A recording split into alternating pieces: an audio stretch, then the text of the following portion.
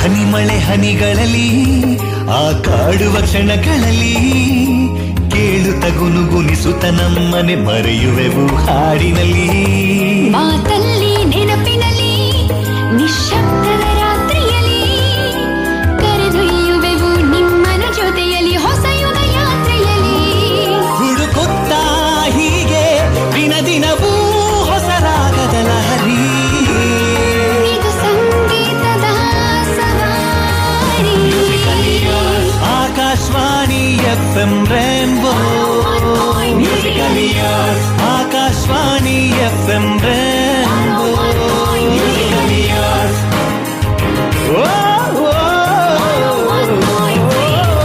Akashvani FM Rainbow 101.3 MHz. Musically yours. ಹೌದು, ಇದು musical yours Akashvani FM rainbow. ಸಮಯ ಆಗಿದೆ 1:04 ನವನಕ್ಷತ್ರ ಕಾರ್ಯಕ್ರಮಕ್ಕೆ ಪ್ರೀತಿಯ ಆದರದ ಸ್ವಾಗತ ಅಂತ ಹೇಳ್ತಾ ನಿಮ್ಮ ಜೊತೆಯಾಗಿರೋದು ನಿಮ್ಮ ಗೆಳತಿ ಜ್ಯೋತಿ. ನನ್ನ ಜೊತೆನಲ್ಲಿ ಇವತ್ತು ನಾವು ಆಗ್ಲೇ ಪ್ರೋಮೋ ಓಡಿಸಿರೋ ಪ್ರಕಾರ ಬರಬೇಕಿತ್ತು ನಯನ್ ಅರೆಹಳ್ಳಿ ಅವರು. ಬಂದಿದ್ದಾರಾ ಅಂತೀರಾ? ಖಂಡಿತ ಬಂದಿದ್ದಾರೆ. ಬನ್ನಿ ನನ್ನ ಜೊತೆಯಾಗಿ ಅವರಿಗೆ ಕಾರ್ಯಕ್ರಮಕ್ಕೆ ಸ್ವಾಗತ ಹೇಳೋಣ. Welcome to Akashvani FM rainbow. Welcome to Navanakshatra. ಪ್ರೀತಿಯ ಸ್ವಾಗತ ನಯನ್. ಥ್ಯಾಂಕ್ ಯು, ಧನ್ಯವಾದಗಳು. ನಯನ್, ನಿಮ್ಮ ಹೆಸರಿನ ಜೊತೆನಲ್ಲಿ ಅರೆಹಳ್ಳಿ ಇದೆ. ಅರ್ಧ ಹಳ್ಳಿ ಯಾವುದು? ಅರೆಹಳ್ಳಿ ನನ್ನ ಊರು. ತೀರ್ಥಹಳ್ಳಿ ತಾಲೂಕಿನ ಒಂದು ಕೊನೆಯ ಗ್ರಾಮ ಅರೆಹಳ್ಳಿ. ಅಲ್ಲಿ ನಾನು ಹುಟ್ಟಿದ ಊರದು. ಹಾಗಾಗಿ ನನ್ನ ಹೆಸರಿನ ಜೊತೆ ಆ ಊರು ಇದೆ. ಓಕೆ, ಸೊ ನೀವು ಹುಟ್ಟಿದ್ದು ಅರೆಹಳ್ಳಿ ಅಂತ ಹೇಳಿದ್ರಿ. ಆ ಹಳ್ಳಿಯಿಂದ ಬೆಂಗಳೂರಿನವರೆಗೂ ನಿಮ್ಮ ಪ್ರಯಾಣ ಸಾಗ್ತಾ ಬಂದಿದೆ. ಸೊ ಅದನ್ನ ಒಂದು ಹಂತವಾಗಿ ನೋಡ್ತಾ ಹೋಗೋಣ. ನಿಮ್ಮ ಬಾಲ್ಯದ ಬಗ್ಗೆ ಹೇಳೋದಾದ್ರೆ, ಎಲ್ಲಿ ಹುಟ್ಟಿದ್ದು, ಬೆಳೆದಿದ್ದು, ಸ್ಕೂಲೆಲ್ಲ ಎಲ್ಲ ಆಯ್ತು, ಅದ್ರ ಬಗ್ಗೆ ಹೇಳಿ. ನಾನು ಹುಟ್ಟಿದ್ದು ನನ್ನ ಅಜ್ಜಿ ಮನೆ, ಶೃಂಗೇರಿ ಹತ್ರ ಒಂದು ಹಳ್ಳಿ. ನಾನು ಬೆಳೆದಿದ್ದು ನನ್ನ ಊರು ಅರೆಹಳ್ಳಿ, ತೀರ್ಥಹಳ್ಳಿ ತಾಲೂಕಿನ ಒಂದು ಕೊನೆಯ ಗ್ರಾಮ ಅರೆಹಳ್ಳಿ ಅಂತ. ಆ ಹಳ್ಳಿಯಲ್ಲೇ ಬೆಳೆದಿದ್ದು. ನನ್ನ ಪ್ರಾಥಮಿಕ ಶಿಕ್ಷಣ ಕೂಡ ನಮ್ಮ ಹಳ್ಳಿಯಲ್ಲಿರೋ ಸರ್ಕಾರಿ ಹಿರಿಯ ಪ್ರಾಥಮಿಕ ಶಾಲೆ ಅರೆಹಳ್ಳಿಯಲ್ಲೇ ಆಯ್ತು. 7ನೇ ಕ್ಲಾಸ್ವರೆಗೆ ಅಲ್ಲೇ ಓದಿದ್ದು ನಾನು. ಅದಾದ ನಂತರ ಆಗುಂಬೆಯಲ್ಲಿ ಶ್ರೀ ವೇಣುಗೋಪಾಲ ಸ್ವಾಮಿ ಪ್ರೌಢಶಾಲೆ ಅಂತ, ಅಲ್ಲಿ 8ನೇ ಕ್ಲಾಸಿಂದ 10ನೇ ಕ್ಲಾಸ್ವರೆಗೆ ಅಂದರೆ ನನ್ನ ಪ್ರೌಢ ಶಿಕ್ಷಣವನ್ನು ಅಲ್ಲಿ ನಾನು ತಗೊಂಡೆ. ಅದಾದ ನಂತರ ನನ್ನ PU ಮತ್ತು ಡಿಗ್ರಿ ಶಿಕ್ಷಣವನ್ನು ಶಿವಮೊಗ್ಗದಲ್ಲಿ ತಗೊಂಡೆ. ಓಕೆ, ಸೊ PU ಡಿಗ್ರಿ ಮಾಡೋದಕ್ಕೆ ಶಿವಮೊಗ್ಗಕ್ಕೆ ಬರ್ತೀರಾ? ನೀವು ಹೇಳ್ತಾ ಇದ್ರಿ ನಾವು ಆಫ್ ಏರ್ ಟಾಕಲ್ಲಿ, ನಾನು ಶಿವಮೊಗ್ಗಕ್ಕೆ ಬರ್ಬೇಕಾದ್ರೆ ನಂಗೆ ಒಂದು ಗಲ್ಲಿ ಕೂಡ ಗೊತ್ತಿರಲಿಲ್ಲ, ಸೊ ಶಿವಮೊಗ್ಗಗೆ ನಾನು ಒಬ್ಬನೇ ಬಂದೆ ಅಂತ. ಅದಕ್ಕೆ ಮೊದಲಿನ ಜೀವನ ಜ್ಞಾಪಿಸ್ಕೊಂಡ್ರೆ ಈ ಕ್ಷಣ ಹಿಂತಿರುಗಿ ನೋಡಿದ್ರೆ ನಿಮ್ಮ ಬಾಲ್ಯವನ್ನ ತುಂಬಾ ತರ್ಲೆ ತುಂಟಾಟ ಮಾಡ್ತಾ ಇದ್ದಿದ್ದು ಹುಡುಗನ, ತುಂಬಾ ಸ್ಟೂಡಿಯಸ್ಸಾ, ಹೇಗೆ ನೀವು? ಇಲ್ಲ, ಆ್ಯಕ್ಚುಲಾಗಿ ನಾನು ಹುಟ್ಟಿದ ಟೈಮಲ್ಲಿ ಮೊದಲಿಂದನೂ ಹಳ್ಳಿ, ನಮ್ಮ ಒಂದು 20 ವರ್ಷದ ಹಿಂದೆ ಹೋದರೆ ನಮ್ಮ ಹಳ್ಳಿಗಳು ಹೇಗಿತ್ತು ಅಂದರೆ, ಹಳ್ಳಿಗಳಲ್ಲಿ ದುಡ್ಡು ಅಥವಾ ಬೇರೆ ಹೊರ ಜಗತ್ತು ಅನ್ನೋದು ಬೇಕಾಗಿರ್ಲಿಲ್ಲ ನಮ್ಮ ಊರುಗಳಲ್ಲಿ. ನಮ್ಮ ಹಳ್ಳಿಗಳಲ್ಲಿ ಬೇಕಾಗಿದ್ದು ಕೇವಲ ನೆಮ್ಮದಿ, ಇಷ್ಟೇ ಬೇಕಾಗಿತ್ತು. ಹಾಗಾಗಿ ನಾವು ನಮ್ಮ ಊರುಗಳನ್ನು ಬಿಟ್ಟು ಹೊರಗಡೆ ಹೋಗ್ತಿದ್ದಿದೆ ಬಹಳ ಕಮ್ಮಿ. ಹಾಗೆ ನೋಡಿದ್ರೆ ನಮ್ಮ ಊರುಗಳಲ್ಲೇ ನಮ್ಗೇನು ಬೇಕಿತ್ತು ಅದೆಲ್ಲ ಸಿಕ್ತಿತ್ತು. ಯಾಕಂದ್ರೆ ನಮಗೆಲ್ಲ ಬೇಕು ಅನ್ನೋದು ಕಮ್ಮಿ ಇತ್ತು, ಇದ್ದಿದ್ರಲ್ಲೇ ನೆಮ್ಮದಿಯಾಗಿದ್ವಿ. ಹಾಗಾಗಿ ಶಿವಮೊಗ್ಗ ನನ್ನ ಊರಿಂದ ಹೆಚ್ಚು ಕಮ್ಮಿ 100 ಕಿಲೋಮೀಟರ್. ಶಿವಮೊಗ್ಗಕ್ಕೆ ಹೋಗ್ಬೇಕು ಅಂತ ಯಾವತ್ತೂ ಅನ್ಸೇ ಇರಲಿಲ್ಲ, ಅಥವಾ ಸಿನಿಮಾಕ್ಕೆ ಹೋಗ್ಬೇಕು ಅಥವಾ ಸಿಟಿಗೆ ಹೋಗ್ಬೇಕು ಅಂತ. ಹಂಗೆ ನೋಡಿದ್ರೆ ನಾವು ಸಿಟಿಗೆ ಹೋಗ್ತಾ ಇದ್ದಿದ್ದು ಅವಾಗಲೇ ನಾವು ಮಾತಾಡ್ತಿದ್ದಂಗೆ ಪಾಸ್ಪೋರ್ಟ್ ಸೈಜ್ ಫೋಟೋ ತೆಗ್ಸಕ್ಕೆ ಅಥವಾ ಈ ಥರದ್ದು ಡಾಕ್ಯುಮೆಂಟ್ಸ್ ತಗೊಂಬರಕ್ಕೆ ನಮ್ಮ ತೀರ್ಥಹಳ್ಳಿ, ನಮ್ಮ ತಾಲೂಕು, ಅಲ್ಲಿಗೆ ಹೋಗ್ತಿದ್ವಿ. ಅಲ್ಲಿ ನಮಗೆ ಬೇಕಾಗಿರೋ ಸಿಗೋದು, ವಾಪಸ್ ನಾವು ಊರಿಗೆ ಹೋಗ್ತಿದ್ವಿ. ನಾನು ನನ್ನ ಪ್ರೌಢ ಶಿಕ್ಷಣ SLC ಮುಗಿದ ಮೇಲೆ ಶಿವಮೊಗ್ಗಕ್ಕೆ ಓದಬೇಕು ಅಂತ ಬಂದೆ. ಅಂದರೆ ತೀರ್ಥಹಳ್ಳಿಲೂ ಕೂಡ ಕಾಲೇಜ್ ಇತ್ತು. ನಮ್ಮ ಕಮ್ಮರಡಿ, ನಮ್ಮ ಊರು ಅರೆಹಳ್ಳಿ ಅಂತ, ಅಲ್ಲಿಂದ 2 ಕಿಲೋಮೀಟರ್ ಕಮ್ಮರಡಿ, ಅಲ್ಲಿಗೆ ನಡ್ಕೊಂಡು ಹೋಗ್ತೀವಿ ನಾವು ಶಾಲೆಗೆಲ್ಲ, ಅಲ್ಲಿಗೆ ನಡ್ಕೊಂಡು ಹೋಗ್ತಿದ್ವಿ. ಅಲ್ಲೇ PU ಇತ್ತು. ಆದರೆ ನಮ್ಮ ಅಪ್ಪಂಗೆ ನಾನು ಸೈನ್ಸ್ ಓದಬೇಕು, ಒಂದೇನೋ ಸಾಧನೆ ಮಾಡಬೇಕು ಅಂತಿತ್ತು. ಹಾಗಾಗಿ ಸರಿ ಆಯ್ತು ಶಿವಮೊಗ್ಗ ಹೋಗೋಣ ಅಂತ ಬಂದೆ. ಶಿವಮೊಗ್ಗ ಬರೋಷ್ಟೊತ್ತಿಗೂ ಕೂಡ ನಮ್ಮನೇಲಿ ನಾನು ಹೇಗೆ ಬೆಳೆಸಿದ್ರು ಅದಕ್ಕಿಂತ ಮುಂಚೆ ಅಂದರೆ, ನಿನ್ನ ಕಾಲ ಮೇಲೆ ನೀನು ನಿಲ್ಬೇಕು, ನೀನೇನೇ ಮಾಡಿದ್ರು ನೀನಾಗೆ ಮಾಡಬೇಕು ಅನ್ನೋ ಲೆವೆಲಿಗೆ ಬೆಳೆಸಿದ್ರು. ಚಿಕ್ಕ ವಯಸ್ಸಲ್ಲೇ ಹಂಗೆ ನೋಡಿದ್ರೆ ನಮ್ಮೂರಲ್ಲಿ ಯಕ್ಷಗಾನಗಳು ನಡೆಯೋದು ಅಥವಾ ಈ ಥರ ಕಾರ್ಯಕ್ರಮಗಳು ನಡೆಯೋದು, ಅಲ್ಲೆಲ್ಲಿಗೂ ಕೂಡ ನಮ್ಮ ಅಪ್ಪ ಅಥವಾ ನಮ್ಮ ಅಮ್ಮ ನನ್ನ ಜೊತೆ ಕೈ ಹಿಡ್ಕೊಂಡ್ ಬರ್ತಿರ್ಲಿಲ್ಲ. ಹೆಚ್ಚು ಕಮ್ಮಿ ಒಂದು 4-5ನೇ ಕ್ಲಾಸ್ವರೆಗೂ ನಾನು ತುಂಟಾಟ ಅಂತ ಏನ್ ಮಾಡ್ತಿರ್ಲಿಲ್ಲ. 4-5ನೇ ಕ್ಲಾಸಿಗೆ ನಮ್ಮನ್ನ ಬಿಟ್ಬಿಟ್ಟಿದ್ರು, ನಿನ್ನ ಜೀವನ ನೀನ್ ನೋಡ್ಕೋ ಅಂತ. ಹಾಗಾಗಿ ಎಲ್ಲದಕ್ಕೂ ಒಬ್ಬನೇ ಹೋಗ್ತಿದ್ದೆ. ಶಿವಮೊಗ್ಗಕ್ಕೂ ಕಾಲೇಜಿಗೆ ಸೇರೋದಕ್ಕೆ ನಾನು ಒಬ್ಬನೇ ಬಂದೆ ಬಸ್ ಹತ್ಕೊಂಡು. ಶಿವಮೊಗ್ಗ ಬಸ್ ಸ್ಟಾಪ್ ಅಲ್ಲಿ ಇಳ್ಕೊಂಡು ಅಲ್ಲಿಂದ ನಾನು ಕಾಲೇಜಿಗೆ ಹೋಗ್ಬೇಕಾಗಿತ್ತು. ಶಿವಮೊಗ್ಗ ಬಸ್ ಸ್ಟಾಪ್ ಬಿಟ್ರೆ ಮತ್ತೆ ಯಾವ್ದೂ ಗೊತ್ತಿರ್ಲಿಲ್ಲ ನನಗೆ. ಎಲ್ಲವನ್ನೂ ಕೇಳ್ಕೊಂಡು ಆಟೋದವ್ರ ಹತ್ರ ಎಲ್ಲ ಕೇಳ್ಕೊಂಡು ಹೋದೆ. ಅವತ್ತು ನಾನು ಬಂದಾಗ ಶಿವಮೊಗ್ಗ ಹೆಂಗಿತ್ತು ಅಂದ್ರೆ, ಆಟೋದವರಿಗೆ ಹಣ ಇಲ್ಲಿಗೆ ಹೋಗ್ಬೇಕು ಅಂತ ಕೇಳಿದ್ರೆ ಇನ್ನೊಂದು ಅರ್ಧ ಕಿಲೋಮೀಟರ್ ಇದೆ ನಡ್ಕೊಂಡು ಹೋಗಪ್ಪ, ಸುಮ್ಮನೆ 30 ರೂಪಾಯಿ ಯಾಕೆ ಕೊಡ್ತೀಯಾ ಅಂತ ಹೇಳೋ ಜನ ಶಿವಮೊಗ್ಗ. ಆ ಥರ ಶಿವಮೊಗ್ಗ ನಾನು ನೋಡಿದ್ದು. ಅದಾದ್ಮೇಲೆ ಹೋದೆ PUC ಸೇರ್ಕೊಂಡೆ ಸೈನ್ಸಿಗೆ. ಅದಾದ ನಂತರ ನನ್ನ ಜೀವನ ನಡೀತಾ ಬಂತ ಹಾಗೆ ಶಿವಮೊಗ್ಗ ಜೊತೆಗೆ. ಸೊ ಸಿನಿಮಾಗಳ ನಂಟು ಶುರುವಾಗಿದ್ದು ಯಾವಾಗ? ಮನೆಯಲ್ಲಿ ಎಲ್ಲರೂ ಸೇರಿ ಸಿನಿಮಾಗೆ ಹೋಗ್ತಾ ಇದ್ದಿದ್ದು ಆ ಥರ ಏನಾದ್ರು ಪರಿಪಾಠ ಇತ್ತಾ? ಸತ್ಯ ಹೇಳಬೇಕು ಅಂದ್ರೆ ನಾನು, ನಮ್ಮ ಅಪ್ಪ, ನಮ್ಮಮ್ಮ, ನನ್ನ ತಂಗಿ 4 ಜನ ನಮ್ಮ ಮನೇಲಿರೋದು. ನಾವು ಇಷ್ಟೊತ್ತರಿಗೆ ಸೇರಿ ಸಿನಿಮಾ ಅಂತಲ್ಲ ಬೇರೆ ಏನೂ ಒಟ್ಟಿಗೆ ಹೋಗಿ ನೋಡೇ ಇಲ್ಲ ಇಷ್ಟೊತ್ತರಿಗೆ. ಸೀರಿಯಸ್ಲಿ ನೋಡಿಲ್ಲ. ಯಾಕಂದ್ರೆ ನಮ್ಮ ಅಪ್ಪ ಅಮ್ಮ ಮೊದ್ಲಿಂದನೂ ಸಿನಿಮಾದ ಪ್ರೇಮಿಗಳೇನಲ್ಲ. ಹಾಗೆ ನೋಡಿದ್ರೆ ನಾನು ಶಿವಮೊಗ್ಗ ಬಂದಿದ್ದು ನನ್ನ PU ಜೀವನಕ್ಕೆ. ಅಲ್ಲಿಯವರೆಗೆ ನಮ್ಮ ಮನೇಲಿ ಟಿವಿ ಅನ್ನೋದೇ ಇರ್ಲಿಲ್ಲ. ನಾವೇನಿದ್ರು ರೇಡಿಯೋ, ಪೇಪರ್ಗಳು ಈ ತರದನ್ನು ಓದ್ಕೊಂಡಿದ್ವಿ ಬಿಟ್ರೆ, ಅದ್ರ ಜೊತೆಗೆ ನಮ್ಮ ಊರುಗಳಲ್ಲೇ ಹಂಗೆ ನೋಡಿದ್ರೆ ಯಕ್ಷಗಾನ ನಡೆಯೋದು, ವರ್ಷಕ್ಕೊಂದು 4 ಯಕ್ಷಗಾನ ನಡೆಯೋದು. 4 ಯಕ್ಷಗಾನ ನಾವು ಹೆಚ್ಚು ಕಮ್ಮಿ ನಮ್ಮ ಇಡೀ ವರ್ಷಕ್ಕೆ ನಮ್ಗೆ ಎಂಟರ್ಟೈನ್ಮೆಂಟ್ ಕೊಡಕ್ ಸಾಕಾಗೋದು. ಅಥವಾ ಒಂದು ಗಣಪತಿ ಹಬ್ಬದಲ್ಲಿ ಒಂದು ಕಾರ್ಯಕ್ರಮ ಮಾಡ್ತಿದ್ವಿ, ನಾವೆಲ್ಲ ಹುಡುಗರು ಸೇರ್ಕೊಂಡೇ ಮಾಡ್ತಿದ್ವಿ, ಅದೇ ಸಾಕಾಗದು ನಮ್ಗೆ. ಟಿವಿ ಬೇಕು ಅಂತ ಅನಿಸ್ತಾ ಇರಲಿಲ್ಲ. ಹಂಗೆ ನೋಡಿದ್ರೆ ನಾನು PU ಬರೋ ಟೈಮಲ್ಲಿ ನಮ್ಮ ಮನೇಲಿ ಟಿವಿ ಅಂತ ತಂದಿದ್ದು.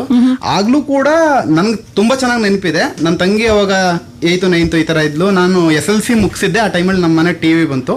ಅವಾಗ್ಲೂ ನೋಡ್ತಾ ಇದ್ದಿದ್ದು, ನಮ್ಮ ಮನೇಲಿ ಟಿವಿ ಆನ್ ಮಾಡ್ತಾ ಇದ್ದಿದ್ದು ಒಂದೇ ಕಾರ್ಯಕ್ರಮಕ್ಕೆ. FM ಅಲ್ಲಿ ಹೇಳ್ಬೋದು ಅನ್ಕೋತೀನಿ, ತಟ್ ಅಂತ ಹೇಳಿ ಅಂತ ಒಂದು ಕಾರ್ಯಕ್ರಮ ಬರೋದು. ಅದು ಒಂದು ಕಾರ್ಯಕ್ರಮ ಬಿಟ್ರೆ ನ್ಯೂಸ್ ನೋಡೋರು ನಮ್ಮ ಮನೇಲಿ. ಅದು DD ಚಾನಲ್ ಅಲ್ಲಿ ಬರೋ ನ್ಯೂಸ್ ಅನ್ನು ನೋಡೋರು. ಅದು ಬಿಟ್ರೆ ಟಿವಿ ಆಫ್ ಮಾಡೋರು. ಬೇಡ ಕಣ, ಮಾತಾಡೋಣ ಅದ್ರ ಬದಲು ಅನ್ನೋರು. ಹಂಗೆ ಮಾತಾಡಿರೋದ್ರಿಂದನೇ ಹೆಚ್ಚು ಕಮ್ಮಿ ಸಿನಿಮಾಕ್ ಬಂದ್ವಿ ಅನ್ಕೋತೀವಿ. ಬದುಕಿನ ಅನುಭವಗಳು ಕೊಡೋ ಅಷ್ಟು ಪಾಠ ಬಹುಶಃ ಯಾವ ಟಿವಿನೂ ಕೊಡಕ್ಕೆ ಈ ಕ್ಷಣನೂ ಸಾಧ್ಯ ಇಲ್ಲ ಅನ್ಸುತ್ತೆ. ಇಷ್ಟೆಲ್ಲ ಆದ್ರೂ ನಿಮಗೆ ಸಿನಿಮಾ ಕಡೆಗೆ ಒಲವು ಬಂತಲ್ಲ, ಅದು ಹೇಗೆ? ನಾನು ಸಿನಿಮಾ ಮಾಡಬೇಕು ಅಂತ ಯಾವತ್ತೂ ಅನ್ಕೊಂಡ್ಲಿಲ್ಲ. ಆಕ್ಚುಲ್ ಆಗಿ ಸಿನಿಮಾ ಮಾಡಬೇಕು ಅಥವಾ ಸಿನಿಮಾಕ್ಕೆ ಬರಬೇಕು ಅಂತ ಯಾವತ್ತೂ ಅನ್ಕೊಂಡಿಲ್ಲ. ಇವತ್ತು ನನ್ನ ವಯಸ್ಸಿನ, ನನಗೀಗ 24 ವರ್ಷ, 25ನೇ ವರ್ಷ ಬರ್ತಾ ಇದೆ. ನನ್ನ ವಯಸ್ಸಿನ ಎಲ್ಲ ಹುಡುಗರಿಗಿರೋ ಆಸೆನೋ ಸಿನಿಮಾ ಮಾಡಬೇಕು, ಸ್ಟಾರ್ ಆಗಬೇಕು ಅಥವಾ ಇನ್ನೇನೋ ಮಾಡಬೇಕು, ನವನಕ್ಷತ್ರ ಕಾರ್ಯಕ್ರಮಕ್ಕೆ ಬಂದು ಕುತ್ಕೋಬೇಕು ಅನ್ನೋ ಆಸೆ. ಆದ್ರೆ ನನಗೆ ಯಾವತ್ತೂ ಸಿನಿಮಾ ಮಾಡಬೇಕು ಅಂತ ಅನ್ಸ್ಲೇ ಇಲ್ಲ. ನಾನು ಅವಾಗಲೇ ಹೇಳಿದೆ ನಿಮ್ಗೆ, ನಮ್ಮ ಊರುಗಳಲ್ಲಿ ಯಕ್ಷಗಾನ ನಡೀತಿತ್ತು, ಈ ತರ ಆರ್ಟ್ ಕೆಲಸಗಳು ನಡೆಯೋದು, ಎಲ್ಲವೂ ಲೈವ್ ಪ್ರೋಗ್ರಾಮ್ಗಳು. ನಮ್ಮಪ್ಪ ಹೆಂಗೆ ಮಾಡಿದ್ರು ಅಂದ್ರೆ, ನನಗೆ ಜೀವನ ಗೊತ್ತಾಗ್ಬೇಕು, ಕಷ್ಟ ಗೊತ್ತಾಗ್ಬೇಕು ಅಂತ ಯಕ್ಷಗಾನದಲ್ಲಿ ರಾತ್ರಿ ಇಡೀ ನಡೆಯೋದು. ರಾತ್ರಿ 9 ಗಂಟೆಗೆ ಶುರು ಆದ್ರೆ ಬೆಳಿಗ್ಗೆ 6 ಗಂಟೆಗೆ ಮುಗಿಯೋದು. ಅಲ್ಲಿ ನನಗೆ ಮಂಡಕ್ಕಿ ಅಂಗಡಿ ಹಾಕೊಡೋರು ನಮ್ಮಪ್ಪ, ವ್ಯಾಪಾರ ಮಾಡುವಂತ. ಮಧ್ಯದಲ್ಲೆಲ್ಲೋ ನಾನು ಚಿಕ್ಕ 5ನೇ ಕ್ಲಾಸ್ 6ನೇ ಕ್ಲಾಸ್, ಮಧ್ಯದಲ್ಲೆಲ್ಲೋ ಹೋಗಿ ಒಂದು ರೌಂಡಿಂಗ್ ಓಡಾಡ್ಕೊಂಬ ಅನ್ನೋರು. ಆ ಟೈಮಲ್ಲಿ ಸುಮ್ಮನೆ 20 ರೂಪಾಯಿ ಗಲ್ಲಕ್ ಹಾಕ್ಬಿಟ್ಟಿರೋರು. ಯಾಕಂದ್ರೆ ಮಗನಿಗೆ 20 ರೂಪಾಯಿ ದುಡ್ದೇನೋ ಖುಷಿ ಸಿಗ್ಬೇಕು ಅನ್ನೋದು ಒಂದು, ಜೊತೆಗೆ ಮಗ ಬೆಳಿಬೇಕು ಅನ್ನೋದು. ಅದು ಇವಾಗ ನಂಗೆ ಗೊತ್ತಾಗ್ತಿದೆ, ಲೈಕ್ ಹೊರಗಡೆ ಜಗತ್ತಿಗೆ ಬಂದಾಗ ಗೊತ್ತಾಗ್ತಿದೆ. ಅವಾಗ ಗೊತ್ತಾಗ್ತಿರ್ಲಿಲ್ಲ. ಹಂಗಂತ ನಮ್ಮ ಅಪ್ಪ ಏನು ತುಂಬಾ ಎಜುಕೇಟೆಡ್ ಅಥವಾ ಆ ಥರದ್ದೇನಲ್ಲ. ಅನುಭವ, ಜೀವನದ ಅನುಭವ. ಅವ್ರು ನೋಡಿದ್ದನ್ನ ನನ್ನ ಮೇಲೆ ಅದನ್ನು ಪ್ರಯೋಗ ಮಾಡಿದ್ರು ಅಷ್ಟೇ. ಹಂಗೆ ಯಕ್ಷಗಾನಗಳನ್ನು ನೋಡ್ತಾ ಬಂದೆ. ಅದಾದ್ಮೇಲೆ ಇಲ್ಲ, ನಾನು ಏನೋ ಮಾಡಬೇಕು, ಆಕ್ಟಿಂಗ್ ಮಾಡಬೇಕು ಅಂತ ಹೇಳಿ ಅನಿಸ್ತು. ಆ ಟೈಮಲ್ಲಿ ನನ್ನ ಹೈಸ್ಕೂಲ್ ಲೈಫ್ ನನ್ನ ಇವತ್ತಿನ ಜೀವನಕ್ಕೆ ತುಂಬಾ ಭದ್ರವಾದ ಅಡಿಪಾಯ ಇರೋದು ಹೈಸ್ಕೂಲ್ ಜೀವನದಲ್ಲಿ. ಯಾಕಂದ್ರೆ ಆಗುಂಬೆ SVS ಶಾಲೆಯಲ್ಲಿ ನಾನು ಓದಿದ್ದು, ಅಂದ್ರೆ ಶ್ರೀ ವೇಣುಗೋಪಾಲ ಸ್ವಾಮಿ ಶಾಲೆ ಅಂತ. ಅದು ಕನ್ನಡ ಮಾಧ್ಯಮದ ಶಾಲೆ. ಅಲ್ಲಿ ನಮಗೆ ಕನ್ನಡ ಮೇಡಮ್ ಇದ್ರು, ಗೀತಾ ಮೇಡಮ್ ಅಂತ. ಅವರು ಈ ಗೀಳನ್ನು ಹೆಚ್ಚಾಗಿ ಅವರೇ ಅನ್ಕೋತೀನಿ. ಅದು ಫಸ್ಟ್ ಕ್ರೆಡಿಟ್ ಅವ್ರಿಗೆ ಹೋಗುತ್ತೆ ಹಾಗಾದ್ರೆ. ಅದಕ್ಕಿಂತ ಮುಂಚೆ ನಾವು ಮಾಡಿದ್ದೆ ನಾಟಕಗಳು ಊರಲ್ಲಿ. ನಮ್ಮೂರಿನ ಶಾಲೆಲೂ ಕೂಡ ಓದು ಅಂತ ಯಾರು ಒತ್ತಾಯ ಮಾಡ್ತಿರ್ಲಿಲ್ಲ. ನೀನು ನಾಟಕ ಮಾಡು, ಅದ್ ಮಾಡು, ಇದ್ ಮಾಡು, ಮಾಡು ಅನ್ನೋರು. ನೀನ್ ಮರಕ್ ಪಲ್ಟಿ ಹೊಡಿಬೇಕಾ, ಹೊಡಿ, ಅದನ್ನು ಚೆನ್ನಾಗಿ ಹೊಡಿ ಅನ್ನೋರು. ಹಂಗಾಗಿ ಅದು ಎಲ್ಲ ಒಂದ್ ಕಡೆ ಗಟ್ಟಿ ಸಿಕ್ತು ಅನ್ಕೋತೀನಿ. ಅದಾದ್ಮೇಲೆ ನಾನು ಹೈಸ್ಕೂಲಿಗೆ ಬಂದಾಗ ಅವಾಗ ನಾವು ಮಾತಾಡ್ತಾ ಇದ್ವಿ, ಯಕ್ಷಗಾನ ನಮ್ಮ ಶಾಲೆಯಲ್ಲಿ ಮಾಡಿಸೋರು. ಆ ಯಕ್ಷಗಾನದ್ದು ಒಂದು ತುಂಬಾ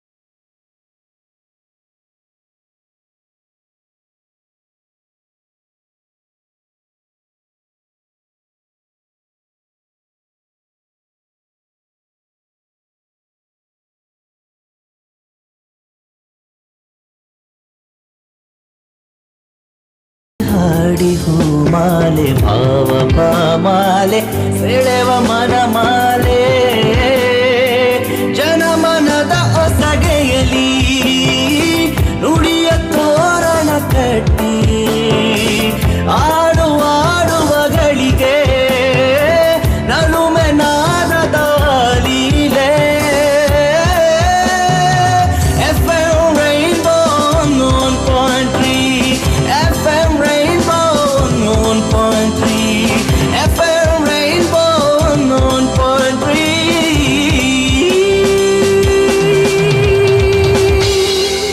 FM Rainbow 101.3 ಟ್ಯೂನ್ ಮಾಡಿದಿರಿ. 1:17 ನಿಮ್ಮ ನೆಚ್ಚಿನ ಕನ್ನಡ ಕಾಮನಬಿಲ್ನಲ್ಲಿ ಇವತ್ತಿನ ನವನಕ್ಷತ್ರ ನಯನ್ ಅರೆಹಳ್ಳಿ ಅವರು ನಮ್ಮ ಜೊತೆನಲ್ಲಿದ್ದಾರೆ. ಸೊ ಯಕ್ಷಗಾನದ ಮೂಲಕ ಒಂದು ಈ ಆಕ್ಟಿಂಗ್ ನ ಪಟ್ಟಗಳನ್ನ ಕಲಿತೆ ಅಂತ ಹೇಳಿದ್ರಿ. ಅದಕ್ಕೂ ಮೊದಲು ಕೂಡ ಸ್ಕೂಲ್ನಲ್ಲೆಲ್ಲ ಈ ಸ್ಕೂಲ್ ಡೇ ಫಂಕ್ಷನ್ಗಳೆಲ್ಲ ಮಾಡ್ತಿದ್ರಾ ನಿಮ್ಮ ಶಾಲೆಗಳಲ್ಲೂ ಕೂಡ?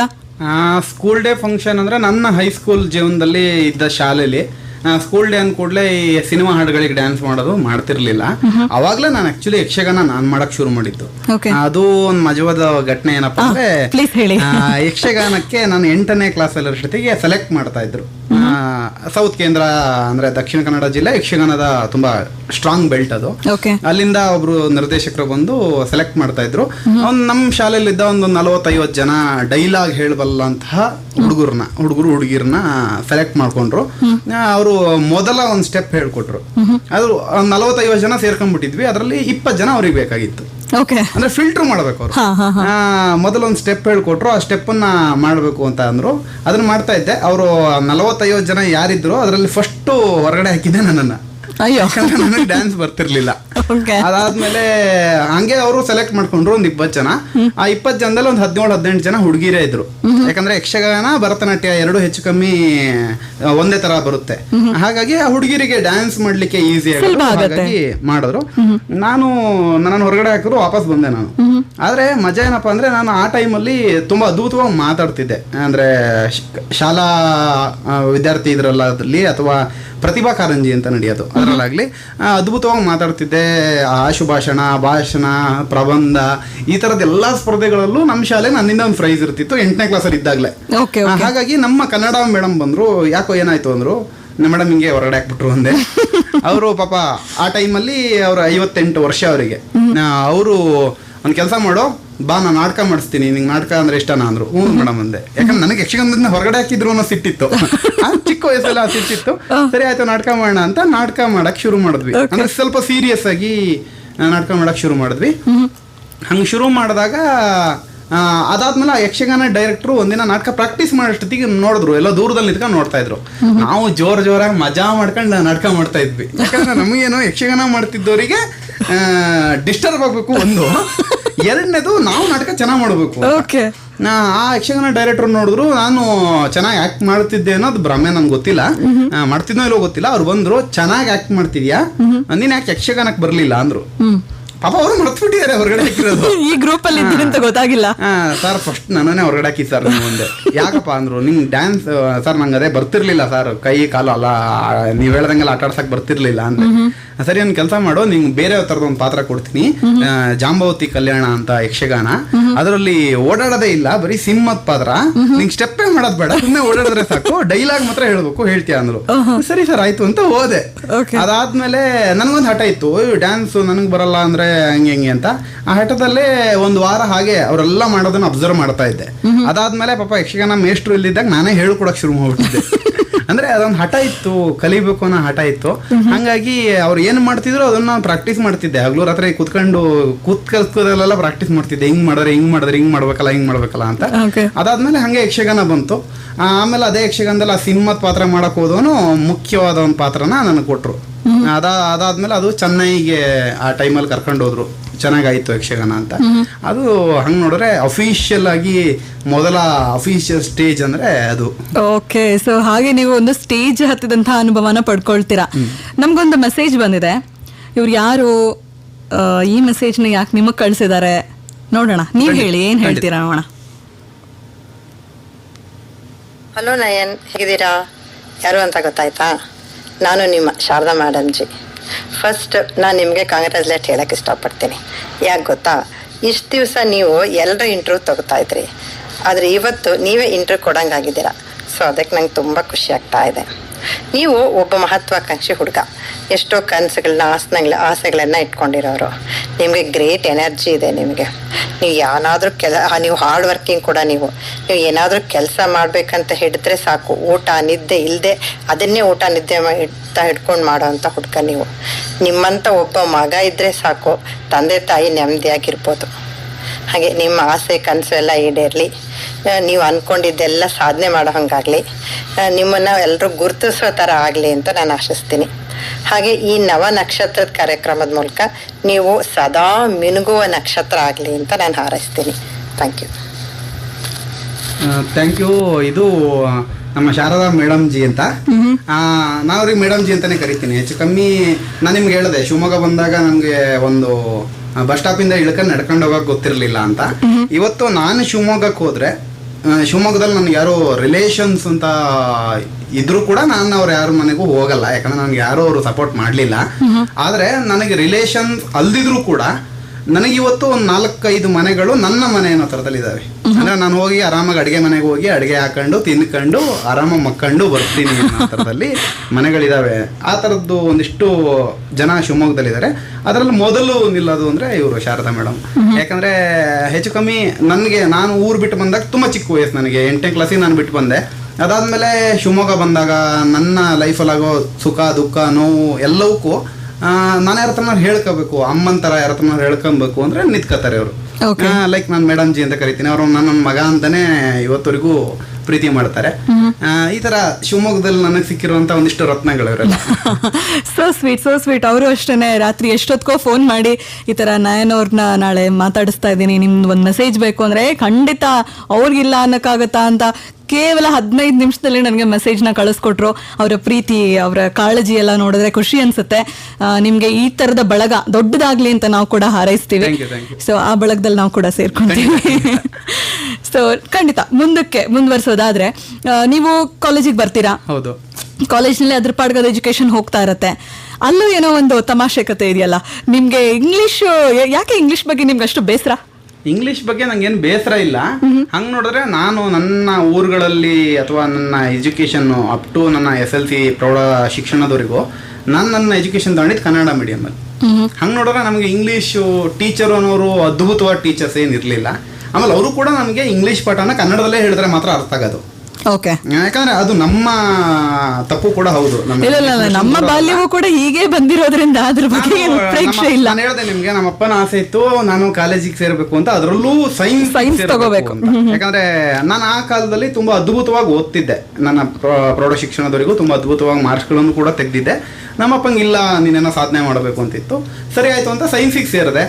ಅಲ್ಲಿ ನಮ್ಮ ಕಾಲೇಜಲ್ಲಿ ಈ ಥರದೇ ಒಂದಿಷ್ಟೇನೋ ಆಯಿತು. ನಾನು ಮಿಡ್ ಟರ್ಮ್ ಎಕ್ಸಾಮ್ ಬಂತು.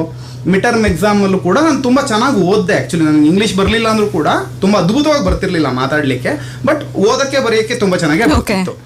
ಅದ್ಭುತವಾಗಿ ಓದಿದೆ. ಆ ಟೈಮಲ್ಲಿ ಮತ್ತೆ ಇಂಗ್ಲೀಷ್ ಮೀಡಿಯಮಲ್ಲಿದ್ದ ಹುಡುಗರೇ ತುಂಬ ಜನ ಬಂದಿದ್ರು, ನನ್ನ ಬ್ಯಾಚ್ಮೇಟ್ಸ್. ಆ ಟೈಮಲ್ಲೂ ನಾನು ಮಿಡ್ ಟರ್ಮ್ ಎಕ್ಸಾಮಲ್ಲಿ ಆಲ್ಮೋಸ್ಟ್ ಕ್ಲಾಸಿಗೆ 3rd ಟಾಪರ್ ಆಗಿದ್ದೆ. ಅದಾದ್ಮೇಲೆ ಒಂದಿನ ಈ ಮ್ಯಾಥ್ಸ್, ನೀವು ಸೈನ್ಸ್ ಓದಿದ್ರೆ ಅಥವಾ ಈ ಕೇಳೋರೆಲ್ಲರೂ ಸೈನ್ಸ್ ಓದ್ತಾ ಇದ್ರೆ ಅವ್ರಿಗೆ ಗೊತ್ತಿರುತ್ತೆ, sine theta, cos theta, cosecant theta ಅಂತೆಲ್ಲ ಗೊತ್ತಿರುತ್ತೆ. ಆ ಸೈನ್ ತೀಟನ ಕೊಸಿಕೆಂಟ್ ತೀಟನೋ ನೆನಪಿಲ್ಲ ಕರೆಕ್ಟಾಗಿ, ಅದನ್ನ ಎಕ್ಸ್ಪ್ಲೈನ್ ಮಾಡುವಂತ ನಮ್ಮ ಮ್ಯಾಥ್ಸ್ ಮೇಡಮ್ ಕೇಳಿದ್ರು. ಟ್ರಿಗ್ನೋಮೆಟ್ರಿ ಇಲ್ಲೋ ಬಂತ, ಎಕ್ಸ್ಪ್ಲೈನ್ ಮಾಡುವಂತ ಕೇಳಿದ್ರು. ನಾನು ಆಕ್ಚುಲಿ ಅದಕ್ಕೆ ಏನು ಒಂದು ಸೆಂಟೆನ್ಸ್ ಇರುತ್ತೆ ಅದನ್ನ ಎಕ್ಸ್ಪ್ಲೈನ್ ಮಾಡಿದೆ. ಇನ್ನೂ ಡೀಟೇಲ್ ಆಗಿ ಎಕ್ಸ್ಪ್ಲೈನ್ ಮಾಡು ಅಂದ್ರು. ನಾನು ಅವಾಗ ಕನ್ನಡದಲ್ಲಿ ಎಕ್ಸ್ಪ್ಲೈನ್ ಮಾಡಕ್ ಶುರು ಮಾಡಿದೆ, ಯಾಕಂದ್ರೆ ನಾನು ಅರ್ಥ ಮಾಡ್ಕೊಂಡಿದ್ದು ಕನ್ನಡದಲ್ಲಿ. ಅವರು ನನಗೆ, ಅವ್ರಿಗೇನೋ ಸಿಟ್ಟು ಬಂತು ಅನ್ಸುತ್ತೆ ಪಾಪ.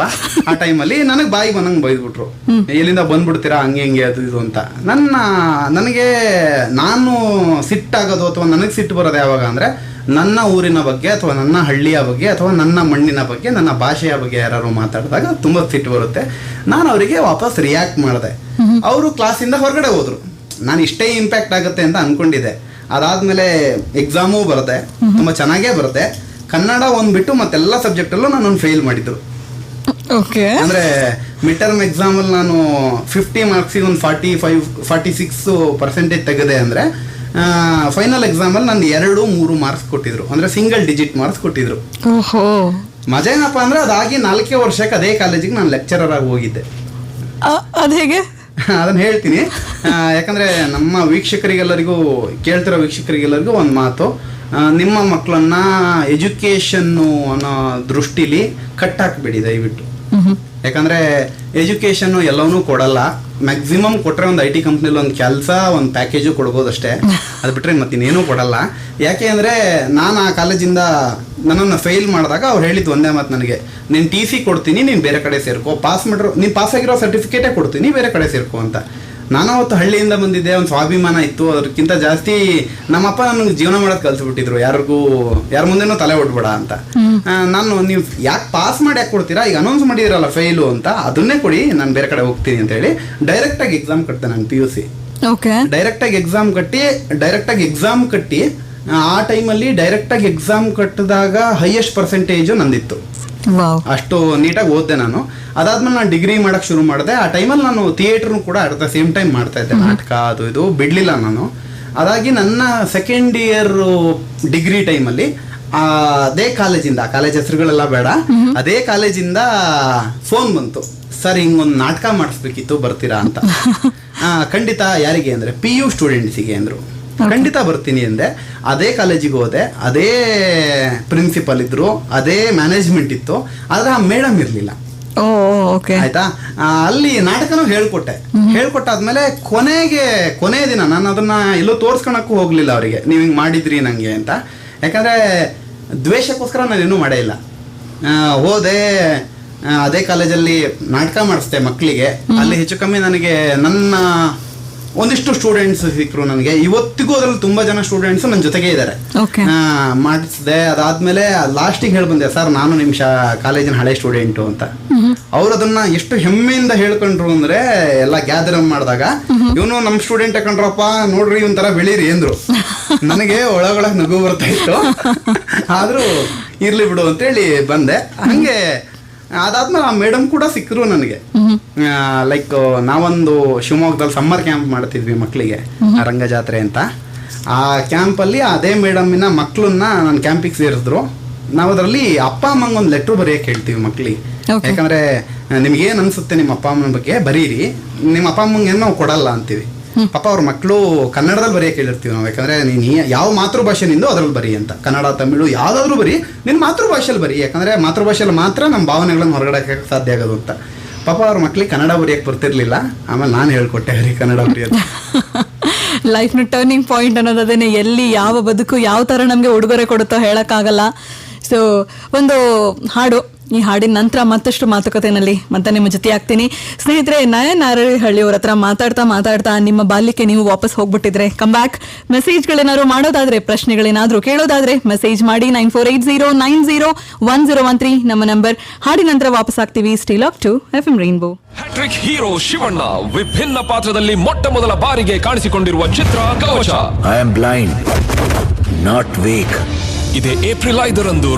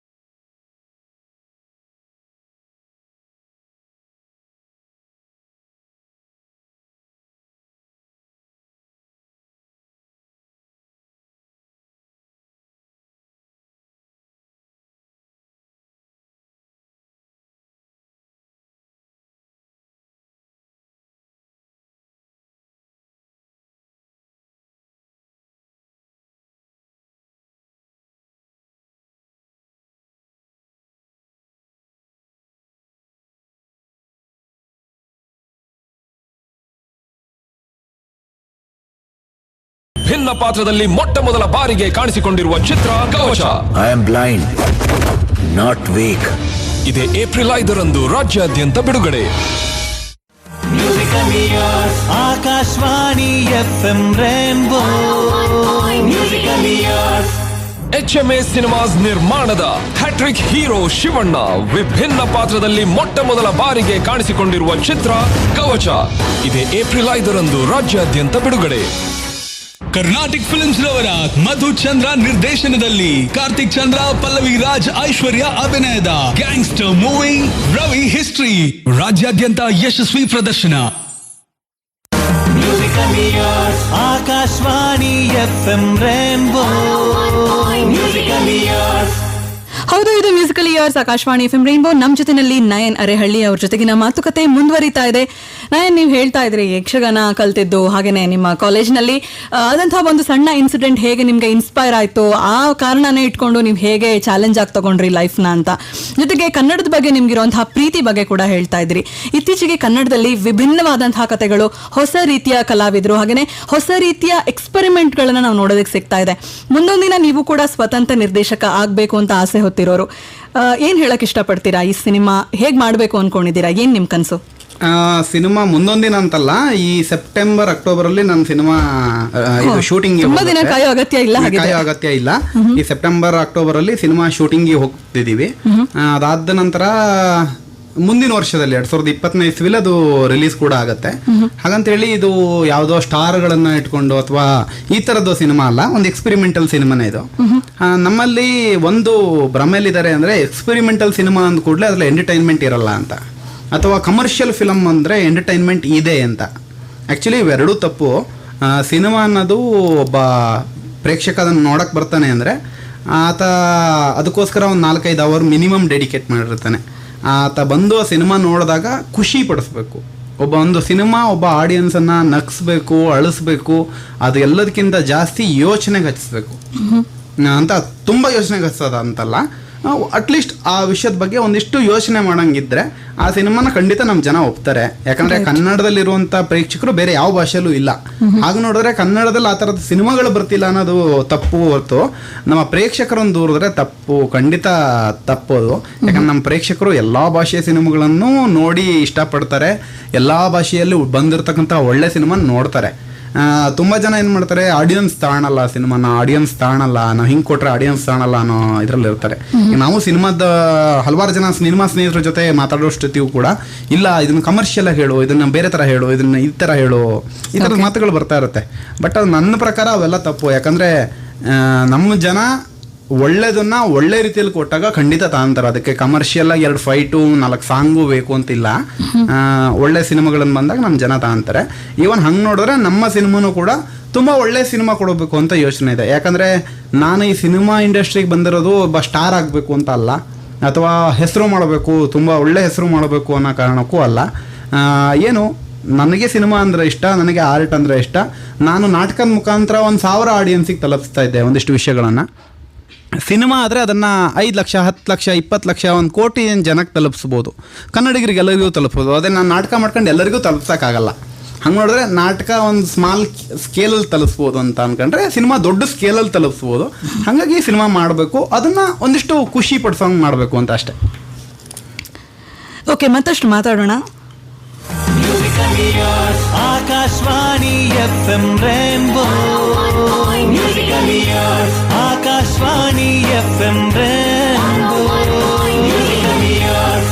Akashvani FM Rainbow 101.3 MHz. Musically yours. Yes, ಮಾತುಕತೆ ಮುಂದುವರಿತಾ ಇದೆ. ನೀವು ಹೇಳ್ತಾ ಇದ್ರಿ ಸಿನಿಮಾ ಜಗತ್ತು ಅನ್ನೋದು ನಾವು ಹೇಗ್ ಕೊಡ್ತೀವಿ ಹಾಗೆ ತಗೊಳ್ಳೋವಂಥದ್ದು ಅಲ್ಲ, ಅಥವಾ ಅವ್ರು ಏನ್ ಕೇಳ್ತಾರೆ ಅದನ್ನ ಕೊಡುವಂಥದ್ದು ಅಲ್ಲ. ಒಳ್ಳೆ ಉದ್ದೇಶ ಇಟ್ಟು ಒಳ್ಳೆ ತರದಲ್ಲಿ ಸಿನಿಮಾಗಳನ್ನ ಮಾಡಿದ್ರೆ ಖಂಡಿತ ಪ್ರೇಕ್ಷಕರು ನೋಡ್ತಾರೆ. ನಾವ್ ಎಲ್ಲರನ್ನ ಮೆಚ್ಚೋದಕ್ಕೆ ಬಹುಶಃ ಯಾರಿಂದನೂ ಸಾಧ್ಯ ಇಲ್ಲ ಅನ್ಸುತ್ತೆ. ಅದಕ್ಕೆ ಅಂತ ಒಂದು ಆಡಿಯನ್ಸ್ ನ ಕ್ರಿಯೇಟ್ ಮಾಡೋದು ಕೂಡ ಒಬ್ಬ ನಿರ್ದೇಶಕನ ಜವಾಬ್ದಾರಿ ಆಗಿರುತ್ತೆ ಅಂತ ನನಗನ್ಸತ್ತೆ. ಸೊ ಒಂದಷ್ಟು ಮೆಸೇಜ್ಗಳು ಬಂದಿದೆ. ಅವರ ಪ್ರಶ್ನೆಗಳಿಗೆ ಉತ್ತರಗಳನ್ನ ನೀವು ಕೊಡಬೇಕು. ಅದನ್ನ ಕೊನೆಯ 15 ನಿಮಿಷ ನೋಡೋಣ. ಅದಕ್ಕೂ ಮೊದಲು, ನೀವು ಜನಕ್ಕೆ ಪರಿಚಯ ಆಗಿದ್ದು ಶಾರ್ಟ್ ಫಿಲ್ಮ್ಗಳ ಮೂಲಕ. ನಿಮ್ಮ ಶಾರ್ಟ್ ಫಿಲ್ಮ್ ಬಗ್ಗೆ ಹೇಳಿ. ಒಂದಷ್ಟು ಅವಾರ್ಡ್ಗಳನ್ನ ತಗೊಂಡಿದೆ, ಒಂದಷ್ಟು ನಾಮಿನೇಟ್ ಆಗಿದೆ, ಇನ್ನೊಂದಷ್ಟಕ್ಕೆ ನೀವು ಕೆಲಸ ಕಲಿಯೋದಕ್ಕೆ ಪ್ರೇರಣೆ ನೀಡಿದೆ, ಅದ್ರ ಬಗ್ಗೆ ಎಲ್ಲ ಹೇಳಿ. ಖಂಡಿತ. ಆಕ್ಚುಲಿ ನಾನು ನಾಟಕಗಳನ್ನು ಮಾಡ್ತಾ ಇದ್ದೆ. ನಾಟಕದಲ್ಲಿ ನಮ್ದು ಒಂದು ತಂಡ ಮಾಡ್ಕೊಂಡ್ವಿ, ಟೀಮ್ ಸುಪ್ರಯೋಗ ಅಂತ. ಅದರಲ್ಲಿ ಹಲವಾರು ಜನ ನನ್ನ ಗೆಳೆಯರು, ನನ್ನ ಶಿಷ್ಯಂದ್ರು, ನನ್ನ ಶಿಷ್ಯಂದ್ರು ಅನ್ನೋದಕ್ಕಿಂತ ಸ್ನೇಹಿತರು ಅಂತೀನಿ ನಾನು ಅವ್ರನ್ನೆಲ್ಲ. ನಾನು ನಾಟಕ ಹೇಳ್ಕೊಟ್ಟಾಗ ನನ್ನ ಸಿಕ್ಕಂತ ಒಂದಿಷ್ಟು ಒಳ್ಳೊಳ್ಳೆ ಆಕ್ಟರ್ಗಳು ಇವರೆಲ್ಲ ಸೇರ್ಕೊಂಡು ಒಂದು ತಂಡ ಕಟ್ಟಿದ್ವಿ. ತಂಡ ಕಟ್ಟಾದ್ಮೇಲೆ ಏನನ್ಸ್ತು, ಇಲ್ಲ ಆಕ್ಟಿಂಗ್ ಮಾಡಬೇಕು ಅಂತ ಎಲ್ರಿಗೂ ಆಸೆ ಇತ್ತು. ಆಕ್ಟಿಂಗ್ ಮಾಡಬೇಕು, ಸಿನಿಮಾ ಮಾಡಬೇಕು, ಅಥವಾ ಸಿನಿಮಾದಲ್ಲಿ ಆಕ್ಟಿಂಗ್ ಮಾಡಬೇಕು, ಈ ಥರದ ಆಸೆಗಳು ಎಲ್ರಿಗೂ ಇತ್ತು. ಆದರೆ ಸಿನಿಮಾ ಅಂದ ಕೂಡಲೇ ಯಾರು ಕರೆದು ನಿಮಗೆ ಅವಕಾಶ ಕೊಡಲ್ಲ. ಒಂದು ಅವಕಾಶಗಳು ಅದಾಗೆ ಹುಡ್ಕೊಂಡ್ ಬರಬೇಕು, ಅಥವಾ ನಾವು ಅದನ್ನ ಸೃಷ್ಟಿಸ್ಕೊಳ್ಳುವಂಥ ಕೆಪಾಸಿಟಿ ನಮಗಿರಬೇಕು. ಹಾಗಾಗಿ ನಾವೇನ್ ಮಾಡಿದ್ವಿ, ಶಾರ್ಟ್ ಫಿಲಮ್ ಮಾಡೋಣ ಅಂತ ಯೋಚನೆ ಮಾಡಿದ್ವಿ. ಆ ಶಾರ್ಟ್ ಫಿಲಮ್ ಮಾಡಬೇಕು ಅಂತ ಯೋಚನೆ ಮಾಡಿದಾಗ ಶಾರ್ಟ್ ಫಿಲಮ್ ಅಲ್ಲಿ ಆಕ್ಟ್ ಮಾಡಿದೆ ಫಸ್ಟ್ ಒಂದೆರಡು ಶಾರ್ಟ್ ಫಿಲಮ್ ಅಲ್ಲಿ. ಅದಾದ್ಮೇಲೆ ಶಾರ್ಟ್ ಫಿಲಮ್ ಮಾಡೋರಿಲ್ಲ ಆಗ್ಬಿಟ್ರು, ಲೈಕ್ ನಮಗೋಸ್ಕರ ಮಾಡೋರಿಲ್ಲ ಆಗ್ಬಿಟ್ರು. ಅವಾಗ ನಾವೇ ಮಾಡೋಣ ಅಂತ ಶುರು ಮಾಡಿದ್ವಿ. ಹಂಗೆ ಶುರು ಮಾಡಿದಾಗ ಮೊದಲು ಒಂದು ಶಾರ್ಟ್ ಫಿಲಮ್ ಮಾಡಿದ್ವಿ. ಇವತ್ತಿಗೂ ನಾನು ಅದನ್ನ ನೋಡಿದ್ರೆ ನಂಗೆ ನಗು ಬರುತ್ತೆ, ಅಷ್ಟು ಕೆಟ್ಟನಾಗಿ ಮಾಡಿದ್ವಿ. ಯಾಕಂದ್ರೆ ಪ್ರಯತ್ನಗಳ ಸೋಲಲ್ಲ, ಖಂಡಿತ ಪ್ರಯತ್ನಗಳನ್ನು ಮಾಡಕ್ ಶುರು ಮಾಡಿದ್ವಿ. ಅದಾದ್ಮೇಲೆ ಇಲ್ಲ, ನಾವು ಇಂಪ್ರೂವ್ ಆಗಬೇಕು, ನಾವು ಕಲಿಬೇಕು, ಕಲ್ತ್ರೆ ಮಾತ್ರ ಇದು ಮಾಡಕ್ ಸಾಧ್ಯ ಆಗತ್ತೆ ಅಂತ ಹೇಳಿ ನಮಗೂ ಗೊತ್ತಾಯ್ತು. ಯಾಕಂದ್ರೆ ಅದನ್ನ ನನ್ನನ್ನು ನಾನು ಫಸ್ಟ್ ಅರ್ಥ ಮಾಡ್ಕೊಳ್ಳಿಲ್ಲ ಅಂದ್ರೆ, ನನ್ನನ್ನು ನಾನು ಏನು ಅಂದ್ರೆ ಪರೀಕ್ಷೆ ಮಾಡ್ಕೊಳ್ಳಿಲ್ಲ ಅಂದ್ರೆ ಬೆಳೆಯಕ್ ಮನುಷ್ಯಂಗೆ ಸಾಧ್ಯ ಇಲ್ಲ. ಹಾಗಾಗಿ ಮತ್ತೊಂದಿಷ್ಟು ಕೆಲಸ ಮಾಡಕ್ ಶುರು ಮಾಡಿದ್ವಿ. ಮಾಡ್ತಾ ಒಂದೊಂದೇ ಕೆಲಸ ಕಲ್ತ್ವಿ. ಶಾರ್ಟ್ ಫಿಲಮ್ ಡೈರೆಕ್ಷನ್ ಮಾಡೋದ್ರಿಂದ ಹಿಡಿದು, ಎಡಿಟಿಂಗ್ ಮಾಡೋದ್ರಿಂದ ಹಿಡಿದು, ಕ್ಯಾಮ್ರಾ ವರ್ಕ್ ಮಾಡೋದ್ರಿಂದ ಹಿಡಿದು, ಸ್ಕ್ರಿಪ್ಟ್ ಬರೆಯೋದ್ರಿಂದ ಹಿಡಿದು, ಈ ತರ ಒಂದೊಂದೇ ಕೆಲಸ ಮಾಡ್ತಾ ಒಂದೆರಡು ಶಾರ್ಟ್ ಫಿಲಮ್ಗಳನ್ನ ಮಾಡೋಂಥ ನಂತರ ಒಂದಿಷ್ಟು ಅನುಭವ ಬಂತು. ಅದಾದ್ಮೇಲೆ ನಮ್ಮ ಸ್ನೇಹಿತರು ಒಂದಿಷ್ಟು ಜನ ಇದ್ದಾರೆ. ಅವರು ಶಿವಮೊಗ್ಗದಲ್ಲಿ ಹಂಗೆ ನೋಡಿದ್ರೆ ಹಲವಾರು ಹೆಸರುಗಳು ನಾನು ತಗೊಬೇಕಾಗತ್ತೆ ಈ ಕಾರ್ಯಕ್ರಮದಲ್ಲಿ. ಒಂದು ರಮೇಶ್ ಬಾಬು ಅಂತ ಇದ್ದಾರೆ. ಅವರು ನನ್ನ ಕೆಲಸಗಳನ್ನ ನೋಡಿ ಅವರು ಹೆಚ್ಚು ಕಮ್ಮಿ ನನ್ನ ಮಗನ್ ಥರನೇ ಅವರು ಟ್ರೀಟ್ ಮಾಡಿದ್ರು. ಆ ಟೈಮಲ್ಲಿ ಶಿವಮೊಗ್ಗದಲ್ಲಿ ನಾನಿದ್ದಾಗ ರಂಗಭೂಮಿ ಮಾಡ್ತಾ ಇದ್ದೆ. ನಾಟಕ ಅಂದ ಕೂಡಲೇ ಎಲ್ರಿಗೂ ಒಂದು ಇದಿರುತ್ತೆ, ನಾಟಕ ಕಲ್ತ ಕೂಡಲೇ ಎಲ್ಲ ಆಗ್ಬಿಡುತ್ತೆ ಅಂತ. ಖಂಡಿತ ಆಗಲ್ಲ. ನಾಟಕ ಅನ್ನೋದು ಬಿಸ್ನೆಸ್ ಅಲ್ಲ. ತುಂಬ ಜನ ಅದನ್ನ ಬೇರೆ ಥರದಲ್ಲಿ ಕನ್ವರ್ಟ್ ಮಾಡ್ಬೋದೇನೋ, ಬಟ್ ನಾಟಕ ಯಾವತ್ತೂ ನಾವು ಬಿಸ್ನೆಸ್ ಥರ ಮಾಡಲಿಲ್ಲ ನನ್ನ ಜೀವನದಲ್ಲಿ. ಅವಾಗ ನಮ್ಗೆ ಹೆಂಗಿತ್ತು ಪರಿಸ್ಥಿತಿ ಅಂದರೆ, ಮನೆಯಿಂದ ನಾವು ಮೊದಲಿಂದನೂ ಒಂದು ಮಟ್ಟಿಗೆ ದೂರನೇ ಇರ್ತಿದ್ವಿ. ಅಂದರೆ ಎಕನಾಮಿಕಲಿ ಆಗಲಿ ಅಥವಾ ಈ ಥರದ್ರಲ್ಲಿ ಮನೆಗೆ ಡಿಪೆಂಡೆಂಟ್ ಆಗಿರಲಿಲ್ಲ. ಆ ಟೈಮಲ್ಲಿ ತುಂಬ ಕಷ್ಟಪಟ್ಕೊಂಡೇ ಮಾಡ್ತಿದ್ವಿ ಎಲ್ಲರನ್ನು. ಅವಾಗ ರಮೇಶ್ ಬಾಬು ಅಂತ ಒಬ್ರು ಇದ್ದಾರೆ. ಅವರು ನನ್ನನ್ನು ಅವ್ರ ಮಗನ ಥರ ಇಟ್ಕೊಂಡು, ನಾನು ನಡ್ಕೊಂಡು ಓಡಾಡ್ತಿದ್ದವನು ಕಾರಲ್ಲಿ ಓಡಾಡಕ್ಕೆ ಶುರು ಮಾಡ್ಬಿಟ್ಟೆ ಅವ್ರ ಜೊತೆಗೆ. ಅಂದ್ರೆ ಅವರು ನನಗೋಸ್ಕರ ಅಷ್ಟೆಲ್ಲ ಡೆಡಿಕೇಟ್ ಮಾಡಿ ಡೈಲಿ ಜಿಮ್ಮಿಗೆ ಕಳಿಸಿ, ಈ ಥರದ್ದೆಲ್ಲ ಏನೇನೋ ಒಂದಿಷ್ಟು, ಆಮೇಲೆ ಕೋರ್ಸಿಗೆ ಕಳಿಸಿ. ನಾನು ಹೇಳಿದೆ ನಿಮ್ಗೆ ಅವಾಗೆಲ್ಲ ಇಂಗ್ಲೀಷ್ ಬರ್ತಿರ್ಲಿಲ್ಲ ಅಂತ, ಮೀಟಾ ಕ್ಲಾಸಿಗೆ ಕಳಿಸಿ ಅವರೇ ಡೈಲಿ ಬೆಳಿಗ್ಗೆ ಇದ್ದು ನನಗೆ ಇಂಗ್ಲೀಷ್ ಎಲ್ಲ ಹೇಳ್ಕೊಟ್ಟು, ಈ ಥರದ್ದೆಲ್ಲ ಹಲವಾರು ಇದು ಮಾಡೋರು.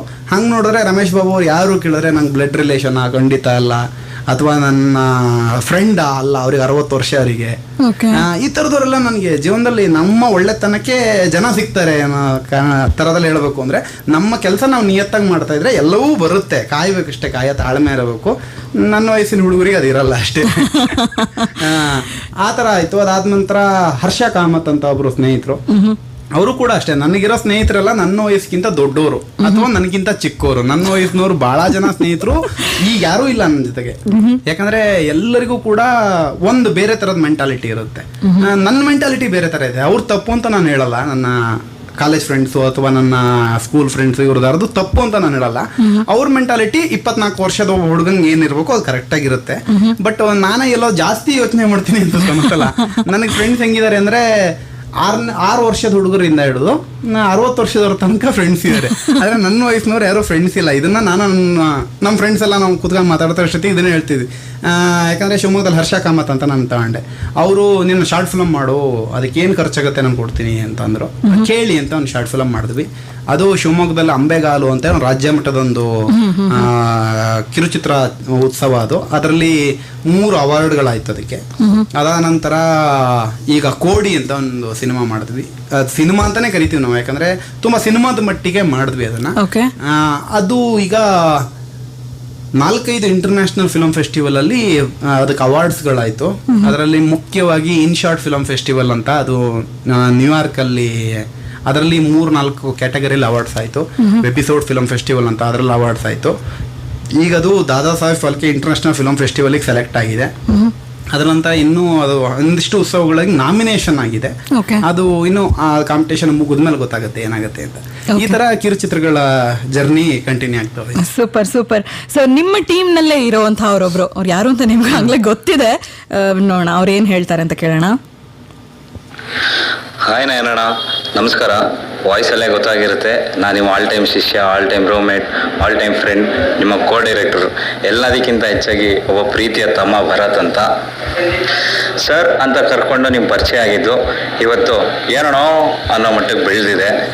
ನಿಮಗೆ ವಯಸ್ಸು ತುಂಬ ಕಮ್ಮಿ, ಆದರೂ ನಿಮ್ಮ ಜೀವನದಲ್ಲಿ ನೀವು ಕಲ್ತಿರೋ ಪಾಠ, ನಿಮ್ಗಾಗಿರೋ ಎಕ್ಸ್ಪೀರಿಯನ್ಸ್ ಸಿಕ್ಕಾಪಟ್ಟೆ ಜಾಸ್ತಿ ಇದೆ. ಸಿನಿಮಾ ಮಾಡಬೇಕು ಅಂತ ನಮ್ಮಿಬ್ರು ಕನಸು, ಅದಕ್ಕೆ ನಾವಿಬ್ರು ಭೇಟಿಯಾಗಿದ್ದು. ಇವತ್ತು ನನ್ನ ನಿಮ್ಮ ಬಾಂಧವ್ಯ ಎಲ್ಲಿ ತನಕ ಬೆಳೆದಿದೆ ಅಂತಂದರೆ, ಅಪ್ಪಿತಪ್ಪಿ ಅಕಸ್ಮಾತ್ ದೇವ್ರ ದಯಿಂದ ಹಿಂಗೆ ಆಗೋದು ಬೇಡ, ಏನಾದರೂ ನಮಗೆ ಸಿನಿಮಾ ಮಾಡೋಕ್ಕೆ ಆಗಿಲ್ಲ ಅಂತಂದರೆ ಅಂದರೂ ಪರವಾಗಿಲ್ಲ, ನಾವಿಬ್ರು ಅಣ್ಣ ತಮ್ಮನ ಥರ ಹೀಗೆ ಇರಬೇಕು ಅನ್ನೋಷ್ಟು ನನ್ನ ನಿಮ್ಮ ಸಂಬಂಧ ಬೆಳೆದಿದೆ. ತೀರ್ಥಹಳ್ಳಿಯ ಯಾವುದೋ ಒಂದು ಊರು, ಅರೇಹಳ್ಳಿ, ಒಂದು ಪುಟ್ಟ ಹಳ್ಳಿ, ಅಲ್ಲಿಂದ ಬಂದು ಶಿವಮೊಗ್ಗದಲ್ಲಿ ಹೆಚ್ಚು ಕಡಿಮೆ 7 ಜನದಲ್ಲಿ ಒಬ್ಬಂಗೆ ನಯನ್ ಅಂದರೆ ಯಾರು ಅನ್ನೋಷ್ಟು ಪರಿಚಯ ಆಗಿದ್ದೀರಾ. ನಾಟಕದಲ್ಲಿ ಆ್ಯಕ್ಟರ್ ಆಗಿ, ನಾಟಕ, ರಂಗಭೂಮಿ, short films, writer, director, episode director, oh my God, you have done so many things. ಖುಷಿ ಆಗೋದು ಅಂದರೆ ನೀವು ಯಾವತ್ತೂ ಟೀಮ್ ಮೆಂಬರ್ಸ್ನ ಬಿಟ್ಟಿಲ್ಲ. ಸುಮಾರು ಜನ ಟೀಮ್ ಮೆಂಬರ್ಸ್ ನಿಮ್ಮನ್ನ ಬಿಟ್ಟೋಗಿದ್ದಾರೆ. ಮಜಾ ಅಂದರೆ ದುಡ್ಡು ಬಗ್ಗೆ ಅಷ್ಟಾಗಿ ಯಾವತ್ತೂ ಲೆಕ್ಕ ಮಾಡಿದವರಲ್ಲ, ತಲೆ ಕೆಡಿಸ್ಕೊಂಡವರಲ್ಲ. ಎಲ್ಲದಕ್ಕಿಂತ ವ್ಯಕ್ತಿಗಳ ಮಧ್ಯೆ ಸಂಬಂಧ ಮುಖ್ಯ ಅನ್ನುವ ಕೆಲವು ಜೀವಿಗಳ ನಡುವೆ ನೀವೇ ಒಬ್ಬರು. ಫೈನಲಿ ನಾನು ಸುಮಾರು ಜನಕ್ಕೆ ಥ್ಯಾಂಕ್ಸ್ ಹೇಳೋದಿದೆ. ಎಲ್ಲದಕ್ಕಿಂತ ಮುಖ್ಯವಾಗಿ ಸಂತೋಷ್ ಕಾವೇರಿ ಸರ್ ಅವರು, ಆಮೇಲೆ ನಮ್ಮ ಟೀಮ್ ಮೆಂಬರ್ಸ್ ಶಿವಮೊಗ್ಗದ ಸೋಮಶೇಖರ್ ಕೂಡ್ಲಿ, ರಂಗೋಲಿ ಗ್ರಾಫಿಕ್ಸ್ ಅವರು, ಸನ್ಮತಿ, ಇಂದಿರಾ, ಪ್ರವೀಣ್ ದೇವದರ್, ರಾಹುಲ್ ರಾಲ್ಫ್, ಸುನಿಲ್ ಶೆಟ್ಟಿ, ಸಂದೀಪ್ ಕೊಂದಾದ್ರಿ, ಸುಮಾರು ಜನ. ಎಲ್ರಿಗೂ ಥ್ಯಾಂಕ್ಸ್ ಹೇಳ್ತಾ ಹೋಗ್ಬೇಕು ಅಂತ ಅಂದ್ರೆ ಆಗಲ್ಲ. ನಿಮಗಿರೋ ಚಿಕ್ಕ ಮಕ್ಕಳು ಛೋಟಾ ಚಾಂಪಿಯನ್ಸ್ ಅವ್ರನ್ನೇ ಸೇರಿಸ್ಕೊಂಡ್ರೆ ಹೆಚ್ಚು ಕಡಿಮೆ ಒಂದು 100 ಜನ ಆಗ್ಬಿಡ್ತಾರೆ. ಕೊನೆಯದಾಗಿ ಹೇಳಬೇಕು ಅಂದರೆ, ಒಟ್ಟಿಗೆ ಸಿನಿಮಾ ಮಾಡೋಣ, ಆದಷ್ಟು ಬೇಗ ಒಳ್ಳೆ ರೀತಿಲಿ, ಒಳ್ಳೆ ದಾರಿಲಿ ನನ್ನ ನಿಮ್ಮ ಕನಸು ಈಡೇರಲಿ. ಆ ದೇವರು ಎಲ್ರಿಗೂ ಒಳ್ಳೇದು ಮಾಡಲಿ. And finally, thank you, Jyoti Akka, for providing this opportunity for me to talk on here. Thank you. Thank you so much Bharat, thank you very much. ಇಷ್ಟು ಡೀಟೇಲ್ ಆಗಿ ನಯನ್ ಬಗ್ಗೆ ಒಂಥರ ಸ್ಥೂಲ ಪರಿಚಯ ಅಂತಂದ್ರೆ ಮಾಡ್ಕೊಟ್ಟಂಗಿತ್ತು. ಮತ್ತು ನನಗೊಂದು ಕಂಪ್ಲೇಂಟ್ ಇದೆ ಭರತ್ ಕಡೆಯಿಂದ. ನೀವು ಶೂಟಿಂಗ್ ಟೈಮಲ್ಲಿ ಸಿಕ್ಕಾಪಟ್ಟೆ ಕೋಪ ಮಾಡ್ಕೊಳ್ತೀರಂತೆ. ಒಂದು ಆಗ್ಲೇ ಭರತ್ ಮಾತಾಡೋ ಜೊತೆಗೆ ಹೇಳ್ದ, ಇಲ್ಲಿ ನಾವು ಸಿನಿಮಾ ಆಗಬೇಕು ಅಂತಾನೆ ಎಲ್ಲರೂ ಇಲ್ಲ.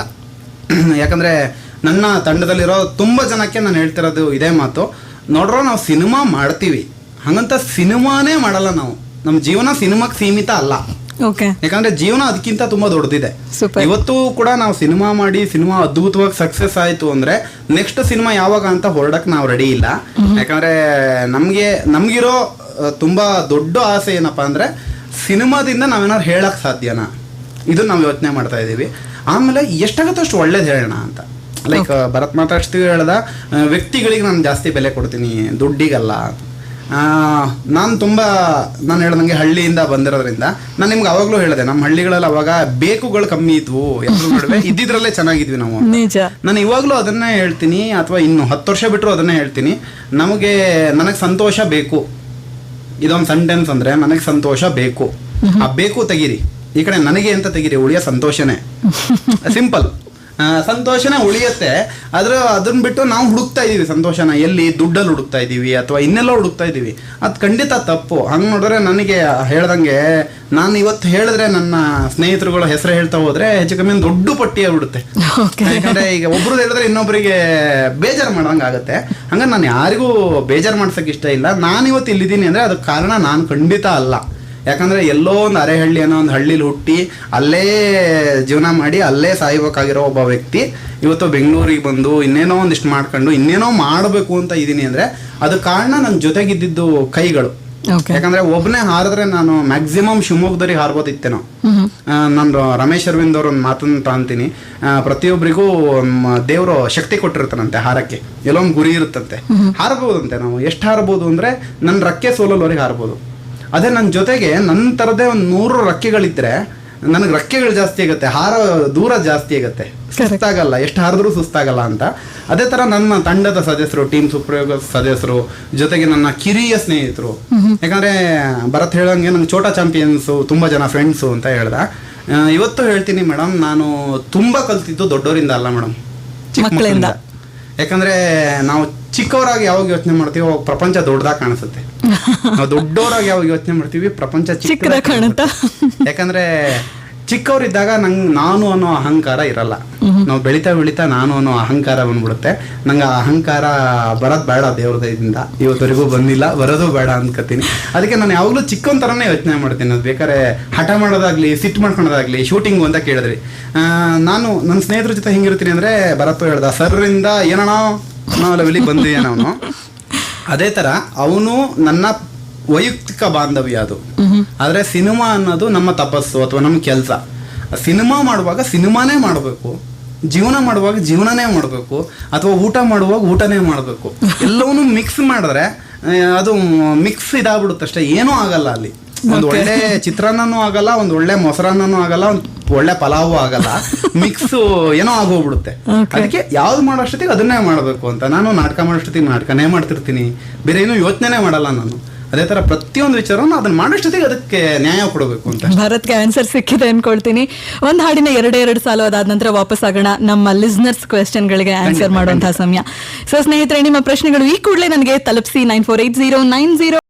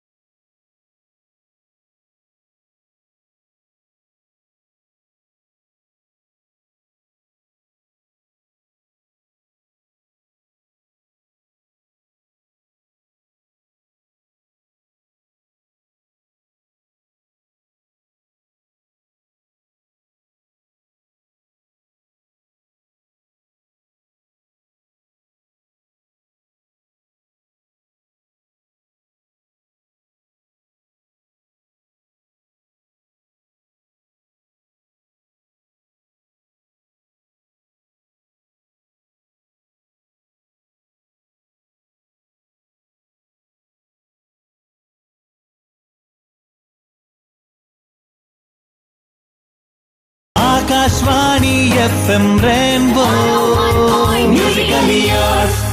Musical yours Akashvani FM rainbow tune ಮಾಡಿದಿರಿ. 1:54 ಎಷ್ಟು ಬೇಗ ಟೈಮ್ ಹೋಯ್ತಲ್ಲ. ಅಂದ್ರೆ ಎಷ್ಟು ಮಾತುಕತೆನಲ್ಲಿ ಮುಳುಗೋಗಿದ್ವಿ ಅಂದ್ರೆ 1 hour ಆಗಿದ್ದು ನಮ್ಗೆ ಗಮನಕ್ಕೆ ಬಂದಿಲ್ಲ.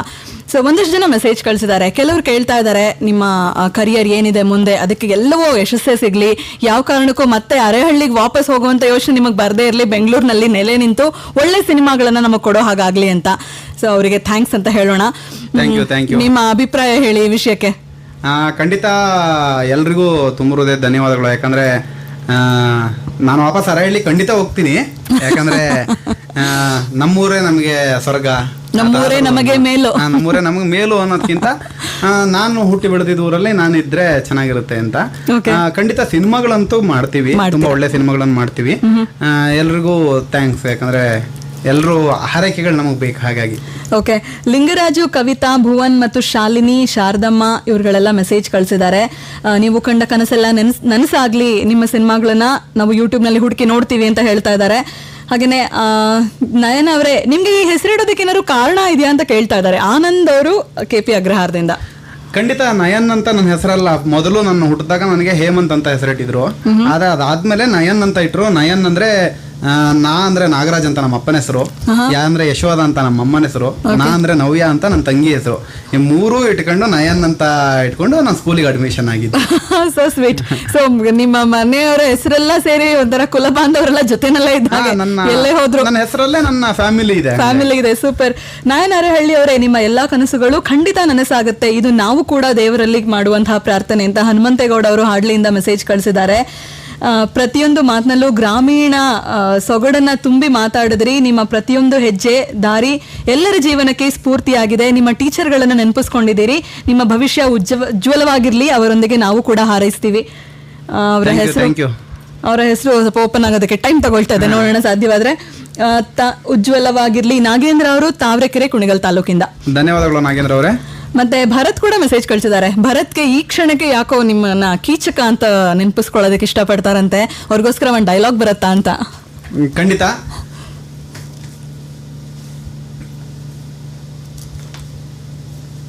ನಾನು ಕೀಚಕ, ಶತಶತಮಾನಗಳ ನಂತರ ನಿಮ್ಮ ಎದುರು ಬಂದಿದ್ದೇನೆ. ಪ್ರತಿಯೊಬ್ಬ ಪ್ರಜೆಗೂ ಮಾತನಾಡುವ ಅಧಿಕಾರವಿರಬೇಕು, ಆತನ ಮಾತಿಗೆ ಮನ್ನಣೆ ದೊರೆಯಬೇಕು ಎಂದು ಹೇಳಿದ ಪ್ರಭು ಶ್ರೀರಾಮ. ಆತನ ನಾಡಿನಲ್ಲಿ ಹುಟ್ಟಿರುವ ನಾನು ಇಂದು ಬಾಯಿ ತೆರೆಯುತ್ತಿದ್ದೇನೆ. ಕೇಳಿರೈ, ಆಲಿಸಿರೈ, ನಾನು ನಿಮ್ಮವನೆಂದೇ ಬಗೆಯಿರೈ. ಹಾ, ನನಗರಿವಿದೆ. ಈ ಪುರಾಣ ಇತಿಹಾಸಗಳಲ್ಲಿ ನನ್ನನ್ನು ತೋರಿಸಿರುವ ರೀತಿಯೇ ಬೇರೆ, ನನ್ನನ್ನು ನಿಮ್ಮೆದುರು ಇಟ್ಟಿರುವ ರೀತಿಯೇ ಬೇರೆ. ಆದರೆ ನಾನು ವಾಸ್ತವದಲ್ಲಿ ಓರ್ವ ಶೃಂಗಾರ ಪುರುಷ, ರಸಿಕ, ಆಮೋದ ಪ್ರಮೋದಗಳನ್ನು ಇಚ್ಛಿಸುತ್ತಿದ್ದ ಓರ್ವ ಸಾಮಾನ್ಯ ಮನುಷ್ಯ, ನಿಮ್ಮಂತೆಯೇ. ಧನ್ಯವಾದಗಳು. ನಿಮ್ಮಂತೆ ಏನ್ ಬೇಕಾದ್ರೆ ನಾವು ಎದುರುಗಡೆ ಇರಲ್ಲ ಅವನನ್ನಾಗ ಅನ್ನೋತರ. Okay, thank you so much ಅಂತ ಅವ್ರ ಕಡೆಯಿಂದ ಮೆಸೇಜ್ ಕೂಡ ಬಂತು. ಆಲ್ ದಿ ಬೆಸ್ಟ್ ಅಂತ ಹೇಳ್ತಾ ಇದ್ದಾರೆ ಜೀವನ್ ಮಧು ಅವರು. ಹಾಗೇನೆ ನಯನ್ ಫ್ರೆಂಡ್ ನಾನು ಅಂತ ಹೇಳಿ ಒಂದು ಆಡಿಯೋ ಮೆಸೇಜ್ ಬಂದಿದೆ. ಐ ಆಮ್ ರಿಯಲಿ ಸಾರಿ, ಇವಾಗ ಪ್ಲೇ ಮಾಡೋದಕ್ಕೆ ಸಮಯ ಕಡಿಮೆ ಇರೋದ್ರಿಂದ. ಥ್ಯಾಂಕ್ ಯು ಸಚಿನ್ ಅಂತ ಅವರು. ಧನ್ಯವಾದಗಳು ಸಚಿನ್. ಹಾಗೇನೆ ಶಾರ್ಟ್ ಫಿಲ್ಮ್ ನೇಮ್ ಹೇಳಿ ಸರ್, ನಾವು ಅದನ್ನೆಲ್ಲ ಹುಡುಕಿ ನೋಡ್ಬೇಕಲ್ವಾ, ಇಷ್ಟು ಹೇಳಿ ಸುಮ್ನಾದ್ರೆ ಹೇಗೆ ಅಂತಿದ್ದಾರೆ ವೈಷ್ಣವಿ ಮತ್ತು ಮಂಜು ಅವರು ದಾವಣಗೆರೆಯಿಂದ. ಖಂಡಿತ ವೈಷ್ಣವಿ, ಮಂಜು ಅವರೇ, ಕುರುಕ್ಷೇತ್ರ ಪ್ರೆಸ್ ಅಂತ ಹುಡುಕಿ ಯೂಟ್ಯೂಬ್ ಅಲ್ಲಿ ನಮ್ದೊಂದು ಚಾನಲ್ ಸಿಗುತ್ತೆ, ಸಬ್ಸ್ಕ್ರೈಬ್ ಮಾಡಿ. ಶಾರ್ಟ್ ಫಿಲ್ಮ್ಗಳನ್ನ ಸದ್ಯದಲ್ಲಿ ನಾನು ಯೂಟ್ಯೂಬ್ ಅಲ್ಲಿ ಇಟ್ಟಿಲ್ಲ ಯಾವ್ದನ್ನು, ಬಟ್ ಸದ್ಯದಲ್ಲೇ ನಿಮ್ಗೆ ಅವೆಷ್ಟು ಶಾರ್ಟ್ ಸಿನಿಮಾಗಳು ಸಿಗುತ್ತೆ ಚಾನಲ್. ಓಕೆ, ಸೊ ಈಗ ಆಲ್ರೆಡಿ ಬೇರೆ ಬೇರೆ ಫಿಲ್ಮ್ ಫೆಸ್ಟಿವಲ್ ಗಳಿಗೆ ಹೋಗಿರುವಂತವನ್ನೆಲ್ಲ ಯೂಟ್ಯೂಬ್ ಅಲ್ಲಿ ಹಾಕೋದಕ್ಕೆ ಅವಕಾಶ ಇರೋದಿಲ್ಲ. ಅದೆಲ್ಲ ಕಳೆದ ನಂತರ ಖಂಡಿತ ಅದು ಯೂಟ್ಯೂಬ್ ನಲ್ಲಿ ಸಿಗುತ್ತೆ. ಆದ್ರೂ ಈಗ ಯೂಟ್ಯೂಬ್ ಅಲ್ಲಿ ನಾವು ಬರ್ತಾ ಇದೀವಿ, ಇತ್ತೀಚಿನ ವಿಷಯಗಳನ್ನು ಇಟ್ಕೊಂಡು ಕುರುಕ್ಷೇತ್ರ ಪತ್ರಿಕೆ ಮುಖಾಂತರ ಬರ್ತಾ ಇದೀವಿ. ಕುರುಕ್ಷೇತ್ರ ಪ್ರೆಸ್ ಅಂತ ಟೈಪ್ ಮಾಡಿ ನಿಮ್ಗೆ ಒಂದು 4-5 ಸರ್ಚ್ ಅಲ್ಲೇ ಸಿಗತ್ತೆ. Okay, very nice. ಹಾಗೇನೆ ಈಗಿನ ಹುಡುಗರು ಏನಾದ್ರೂ ಕಲಿಬೇಕು ಅಂತ ಅಂದ್ಕೊಳ್ತಾ ಇದ್ರೆ, ಸಿನಿಮಾ ಮಾಡ್ಬೇಕು ಅನ್ನುವಂತಹ ಕನಸನ್ನ ಹೊತ್ತಿದ್ರೆ, ಅವರಿಗೆ ನಿಮ್ಮ ಕಡೆಯಿಂದ ಏನಾದ್ರೂ ಸಂದೇಶವಿದೆಯೇ? ಖಂಡಿತ ಇದೆ. 135. ದಯವಿಟ್ಟು ಕೆಲಸ ಮಾಡ್ತೀನಿ ಅಂತ ಹೊರಡಿ, ಹೆಸರು ಮಾಡ್ತೀನಿ ಅಂತ ಹೋಗ್ಬೇಡಿ, ದುಡ್ಡು ಮಾಡ್ತೀನಿ ಅಂತ ಹೋಗ್ಬೇಡಿ. ಖಂಡಿತ ಯಾವ್ದನ್ನು ಮಾಡಲ್ಲ ನೀವು. ಕೆಲಸ ಮಾಡ್ತೀನಿ ಅಂತ ಹೋಗಿ ಖಂಡಿತ ಎಲ್ಲವೂ ಮಾಡ್ತೀರಾ. ಒಂದಿಷ್ಟು ಪ್ರಿಪರೇಷನ್ ಜೊತೆಗೆ ಹೋಗಿ, ಒಂದಿಷ್ಟು ಕಲ್ತ್ಕೊಂಡು ಹೋಗಿ. ಓಕೆ, ಒಂದು ದೊಡ್ಡ ಲಿಸ್ಟ್ ಇದೆ. ಎಲ್ಲರಿಗೂ ಒಂದ್ ಕಡೆಯಿಂದ ಥ್ಯಾಂಕ್ಸ್ ಹೇಳ್ಬಿಡ್ತೀನಿ, ಯಾಕಂದ್ರೆ ಅವರೆಲ್ಲ ನಿಮ್ಗೆ ಆಲ್ ದಿ ಬೆಸ್ಟ್ ಹೇಳಿ ಮೆಸೇಜ್ ಮಾಡಿರುವಂತದ್ದು. ಸೊ ಅಷ್ಟು ಜನಕ್ಕೆ ತುಂಬಾ ತುಂಬಾ ಥ್ಯಾಂಕ್ಸ್ ಮೆಸೇಜ್ ಕಳಿಸಿದ್ದಕ್ಕೆ. ಕಾರ್ಯಕ್ರಮದ ಕೊನೆಯ ಹಂತ 2 ನಿಮಿಷ ಇದೆ. ಸೊ ಅದಕ್ಕೆ ಮೊದಲು ನೀವು ಯಾರಿಗಾದ್ರೂ ಥ್ಯಾಂಕ್ಸ್ ಹೇಳ್ಬೇಕಪ್ಪ ಈ ಸಮಯ ಅನ್ಕೊಳ್ಳೋದಾದ್ರೆ 3 ಜನ ಬೆಸ್ಟ್ ಯಾರಿಗೆ ಹೇಳ್ತೀರಾ? ಹೆಸರನ್ನ ಹೇಳೋದು ಬಹಳ ಕಷ್ಟ ಆಗತ್ತೆ. ಆದ್ರೂ ಮೊದಲಿಗೆ ನಾನು ರಮೇಶ್ ಬಾಬು ಅವರಿಗೆ ಥ್ಯಾಂಕ್ಸ್ ಹೇಳ್ಬೇಕು, ಥ್ಯಾಂಕ್ಸ್ ಮತ್ತು ಸಾರಿ ಎರಡನ್ನೂ ಹೇಳಬೇಕು ಅನ್ಕೋತೀನಿ. ಯಾಕಂದರೆ ಅವರು ನನಗೆ ಮಗನ ಸ್ಥಾನ ಕೊಟ್ಟಿದ್ರು ಅಂತ ನಾನು ನಿಮ್ಗೆ ಹೇಳಿದೆ. ಆದರೆ ಅದನ್ನು ನಾನು ನನ್ನ ಸಿನಿಮಾ ಅಥವಾ ನಾನು ಸ್ವತಂತ್ರವಾಗಿರ್ಬೇಕು ಅಂತ ಅವ್ರನ್ನ ಬಿಟ್ಟು ನಾನು ಬೆಂಗಳೂರಿಗೆ ಬಂದಿದ್ದೀನಿ. ಹಾಗಾಗಿ ಅವ್ರಿಗೆ ಥ್ಯಾಂಕ್ಸ್ ಹೇಳಬೇಕು, ಸಾರಿನೂ ಹೇಳಬೇಕು. ಇನ್ನೊಂದು ಸಂತೋಷ್ ಕಾವೇರಿ ಅವರಿಗೆ ಹೇಳಬೇಕು. ಯಾಕಂದರೆ ಇವತ್ತು ನಾನೊಂದು ಪತ್ರಿಕೆಯ ಸಿನಿಮಾ ಸಂಪಾದಕನ ಕೆಲಸ ಮಾಡ್ತಿದ್ದೀನಿ, ಒಂದು ಯೂಟ್ಯೂಬ್ ಚಾನಲ್ನ ಹೆಡ್ಡಾಗಿ ಕೆಲಸ ಮಾಡ್ತಿದ್ದೀನಿ, ಜೊತೆಗೊಂದಿಷ್ಟು ಶಾರ್ಟ್ ಫಿಲ್ಮ್ ಮಾಡ್ತಾಯಿದ್ದೀನಿ, ಸಿನಿಮಾ ಮಾಡ್ತಿದ್ದೀನಿ. ಇದೆಲ್ಲದಕ್ಕೂ ನಯನ್ನೊಳಗೊಂದು ಟ್ಯಾಲೆಂಟ್ ಇದೆ ಅಂತ ಗುರುಸಿ ನನ್ನನ್ನು ಕರ್ಕೊಂಡ್ಬಂದು ನನಗೆ ಇದು ಮಾಡ್ತಿರೋ ಸಂತೋಷ್ ಕಾವೇರಿ ಅವರು, ಅವ್ರಿಗೆ ನಾನು ಥ್ಯಾಂಕ್ಸ್ ಹೇಳಬೇಕು. ಎಷ್ಟೇ ಹೇಳಿದ್ರು ಕಮ್ಮಿ ಆಗುತ್ತೆ. ಮೂರನೇದಾಗಿ ನಾನು ನನ್ನ ಜೀವನದಲ್ಲಿ ಇರಕ್ಕಂಥ ಎಲ್ಲ ಹಿರಿಯ ಫ್ರೆಂಡ್ಸು, ಕಿರಿಯ ಫ್ರೆಂಡ್ಸ್ ಎಲ್ಲರಿಗೂ ಥ್ಯಾಂಕ್ಸ್ ಹೇಳ್ತೀನಿ. ಯಾಕಂದರೆ ಎಲ್ಲರಿಂದ ನಾನು ಕಲ್ತಿದ್ದೀನಿ, ಇಲ್ಲಾಂದ್ರೆ ನಾನು ಇರ್ತಿರ್ಲಿಲ್ಲ. ಸೂಪರ್. ಸೊ ಕೊನೆಯ 10 ಸೆಕೆಂಡ್ಗಳಿದೆ. ಕಾರ್ಯಕ್ರಮದ ಬಗ್ಗೆ ಏನು ಅನ್ನಿಸ್ತು? ತುಂಬ ಖುಷಿ ಆಯಿತು. ಯಾಕಂದರೆ ಕನ್ನಡದ ಕಾರ್ಯಕ್ರಮ ಅದು ನನಗೆ ಬಹಳ ಖುಷಿ. ಅದಾದಮೇಲೆ ನಾನು ಇವನು ಕಾರಲ್ಲಿ ಹೋಗುವಾಗ ಎಲ್ಲೇ ಹೋಗುವಾಗಲೂ ಕೂಡ ನಾನು ತುಂಬ ಇಷ್ಟಪಡುವ ಚಾನಲ್. ಯಾಕಂದರೆ ಅಚ್ಚ ಕನ್ನಡ, ನಾನು ಮೊದಲೇ ಹೇಳಿದೆ ಕನ್ನಡದ ಪ್ರೇಮಿ ಅಂತ, ಅಚ್ಚ ಕನ್ನಡದಲ್ಲಿ ತುಂಬ ಒಳ್ಳೆ ರೀತಿಯಲ್ಲಿ ಬರೋಂಥ ಚಾನಲಿಗೆ ನಾನು ಬಂದಿರೋದು ಭಾಳ ಖುಷಿ ಆಯಿತು. ಓಕೆ, ಕಾರ್ಯಕ್ರಮದ ಬಗ್ಗೆ, ನವನಕ್ಷತ್ರ ಕಾನ್ಸೆಪ್ಟ್ ಬಗ್ಗೆ ಏನು ಹೇಳ್ತೀರಾ? ಖಂಡಿತ ತುಂಬ ಒಳ್ಳೆಯ ಕಾನ್ಸೆಪ್ಟು. ಇದಕ್ಕೆ ನಾವೆಷ್ಟು ಅರ್ಹರು ನಮಗೆ ಗೊತ್ತಿಲ್ಲ, ಆದರೆ ಈ ಕಾರ್ಯಕ್ರಮ ಮಾತ್ರ ತುಂಬ ಚೆನ್ನಾಗಿ ಆಗ್ತಾ ಇದೆ. ನಮ್ಮ ಜೀವನವನ್ನು ನಾವು ರೀಕಾಲ್ ಮಾಡ್ದಂಗೆ ಆಗುತ್ತೆ. ಮತ್ತು ಒಂಥರ ಎನರ್ಜಿ ಬೂಸ್ಟರ್. ಮುಂದೆ ಹೆಜ್ಜೆ ಇಡಬೇಕು ಅಂದರೆ ಹಿಂದೆ ಒಂದು ಎನರ್ಜಿ ಫಿಲಪ್ ಆಯಿತು ಅನ್ನೋ ಥರದಲ್ಲಿ ಹೇಳ್ಬೋದು. ಇನ್ನೂ ತುಂಬ ಒಳ್ಳೆ ಹೆಜ್ಜೆಗಳನ್ನ ಇಡಕ್ಕೆ ನಮಗೂ ಕೂಡ ಈ ಥರದ ಕಾರ್ಯಕ್ರಮಗಳು ಹೆಲ್ಪ್ ಮಾಡುತ್ತೆ. ತುಂಬ ಹೃದಯ ಧನ್ಯವಾದಗಳು ಸರ್. ನಿಮ್ಮ ಸಮಯವನ್ನು ನಮಗೋಸ್ಕರ ಮೀಸಲಾಗಿಟ್ಟು ಇಷ್ಟು ದೂರ ಬಂದು ನಿಮ್ಮ ಮಾತುಕತೆ ನಮ್ಮ ಜೊತೆನಲ್ಲಿ ಹಂಚಿಕೊಂಡಿದ್ದಕ್ಕೆ ನಮ್ಮ ಕಡೆಯಿಂದ ನಿಮಗೆ